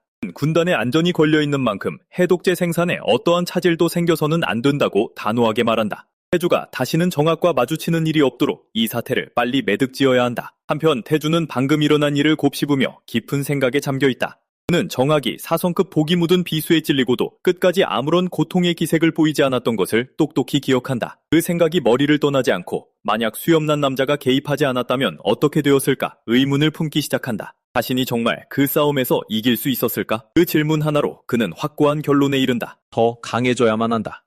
다음번에는 누군가 도와주길 바랄 수만은 없으니까. 잡힌 마약 중독자들을 이송하기 위해 군용 헬리콥터가 하강하며 상황은 마침내 끝을 맺는 듯 보인다. 하지만 바로 그때 이야기는 새로운 국면을 맞이한다. 정확히 차 안으로 돌아갔다. 처음에는 괜찮아 보였지만 곧 무언가 이상한 낌새가 느껴진다. 손에 난 상처가 거슬리기 시작하더니 그 부위에서부터 서서히 핏줄이 부풀어 오른다. 드디어 독이 그 위력을 드러내기 시작한 것이다. 핏줄은 팔을 지나 몸 전체로 퍼지고 얼굴까지 기어 올라오며 그와 같은 강자조차 평정심을 유지하기 힘들 만큼 견딜 수 없는 고통이 밀려온다. 이 지독한 독은 그동안 조용히 때를 기다리고 있었던 것이다. 헬기 안에서는 마약 중독자들의 두목이 이것이 목숨을 건질 마지막 기회라 생각하며 모든 것을 자백하겠다고 애원하기 시작한다. 수염난 남자는 침착하게 그의 말을 끊고 이미 다 알고 있다고 말한 뒤 감자 부하 중 한 명에게 놈들을 처리하라고 무심하게 지시한다.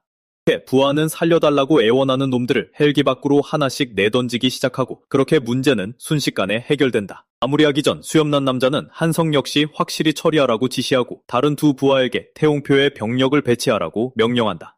이 모든 상황을 태주와의 확고한 인연을 다질 기회로 삼으려는 것이 분명하다. 한편 세연이 이동 중일 때 홍표가 전화를 걸어 태주가 고아원을 위해 엄청난 일을 저질렀다는 폭탄 선언을 날린다. 태주가 수십억을 기부하고 포자 사슴의 해독제까지 만들었다는 소식에 그녀는 완전히 넋을 잃는다. 머리가 새하얘진 채 고아원에 도착하자 아버지는 방금 그런 엄청난 일이 일어났다는 걸 잊은 듯 그녀를 따뜻하게 맞이한다. 아버지가 모두를 위해 무언가 요리하는 것을 보고 묻자 그는 태연하게 포자독 고라니 요리라며 잔치를 열고 있다고 말한다. 그 말에 그녀는 다시 한번 머리를 한 대 맞은 듯하고 통화에서 들은 말이 진짜라는 사실에 완전한 충격에 빠진다. 아버지는 그녀를 이미 기다리고 있던 태주에게 데려가고 그녀가 그를 보는 순간 분위기가 반전된다. 우리의 주인공은 따뜻한 표정으로 아이들에게 군침 도는 고기를 덜어주느라 바쁘고 세연이나 다른 누구와 함께든 나중에 완벽한 아빠가 될 것처럼 보인다. 홍표는 그녀를 정식으로 소개하고 태주는 곧바로 그녀가 예전에 만났던 사람임을 알아본다. 는 밝게 웃으며 그때 무례했던 것을 사과하고 앞으로 태용표를 키우기 위해 최선을 다해 일하겠다고 다짐한다. 우리의 주인공은 역시나 낭만적인 분위기에는 눈꽃만큼도 눈치가 없다. 바로 그때 민수 소령이 부하들을 이끌고 도착해 태주에게 경례하며 태용표의 경비로 배정받았음을 알린다. 태주는 와줘서 고맙다고 하면서도 공간이 부족할 거라며 은근히 툴툴거린다. 소령은 각자 야전 캠핑 장비를 챙겨왔으니 폐를 끼치지 않고 알아서 지내겠다며 침착하게 그를 안심시킨다. 두 사람이 악수를 나눈 뒤 태주는 무심하게 고라니 국밥이나 먹자고 권하고 그 타이밍은 기가 막히게 완벽하다. 소령이 즉각 명령을 내리자 부하들은 짐을 풀고 식사 준비를 하며 마치 이것조차 임무의 일환인 듯 일사불란하다. 모두가 함께 움직이고 일하며 이곳에 활기를 채우는 모습을 지켜보며 태주는 자신이 더 이상 혼자가 아님을 깨닫는다. 자치위원회에서 한석은 마침내 체포되어 모든 범죄에 대해 기소되고 그 몰락은 예상대로 흉하다. 그는 굳어버린 표정으로 모든 것을 인정하고 한 줌의 존엄성도 남지 않은 채 걸어나간다. 하지만 속으로는 자신의 꼬리를 감춰주기로 했던 마약 조직과 연락이 닿지 않아 분노가 끓어오르고 있다. 게다가 설상가상으로 태주는 아직 살아있다. 당장 손쓸 도리가 없어진 그는 잠시 잠적하여 사태가 진정되기를 기다렸다가 재기하려 마음먹는다. 적어도 그 자신은 그렇게 생각했다. 어둡고 고요한 도로를 홀로 운전하던 중 묘한 위화감과 함께 오토바이를 탄 누군가가 자신을 미행하고 있음을 눈치채고 그 기운이 결코 우연처럼 느껴지지 않는다. 오토바이는 바짝 다가와 경고도 없이 창문을 박살내고 한석이 미처 반응하기도 전에 그에게 치명상을 입힌다. 그 혼란스러운 순간에 한석은 차의 통제력을 잃고 차는 호수 가장자리로 곤두박질 친다. 충격으로 모든 것이 뒤틀리고 차가 호수 속으로 가라앉는 동안 그는 차 밖으로 튕겨져 나와 물속에 처박힌다. 그 오토바이 운전자는 모든 계획이 차질 없이 진행되는지 확인하며 그 광경을 차분히 지켜본다.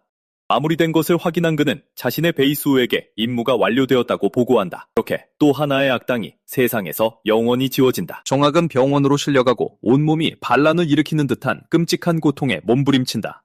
그의 부하들이 미르나 제약에서 정제한 최고급 금빛 영약을 급히 가져오고 그는 1초도 지체하지 않고 그것을 입안으로 밀어넣는다.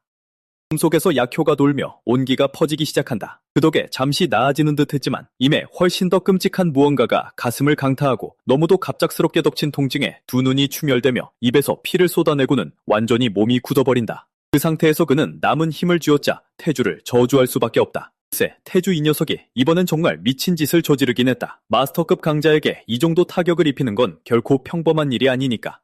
한편 백세연이 합류하면서 회사는 서서히 형태를 갖추며 앞으로 나아가고 있다. 하지만 여전히 큰 문제가 하나 남아있는데 바로 생산하는 약의 종류가 부족하다는 점이다. 그게 바로 태주가 거대 반달곰의 쓸개를 이용해 새로운 해독제를 만들 계획으로 지라산 숲으로 향하는 이유다.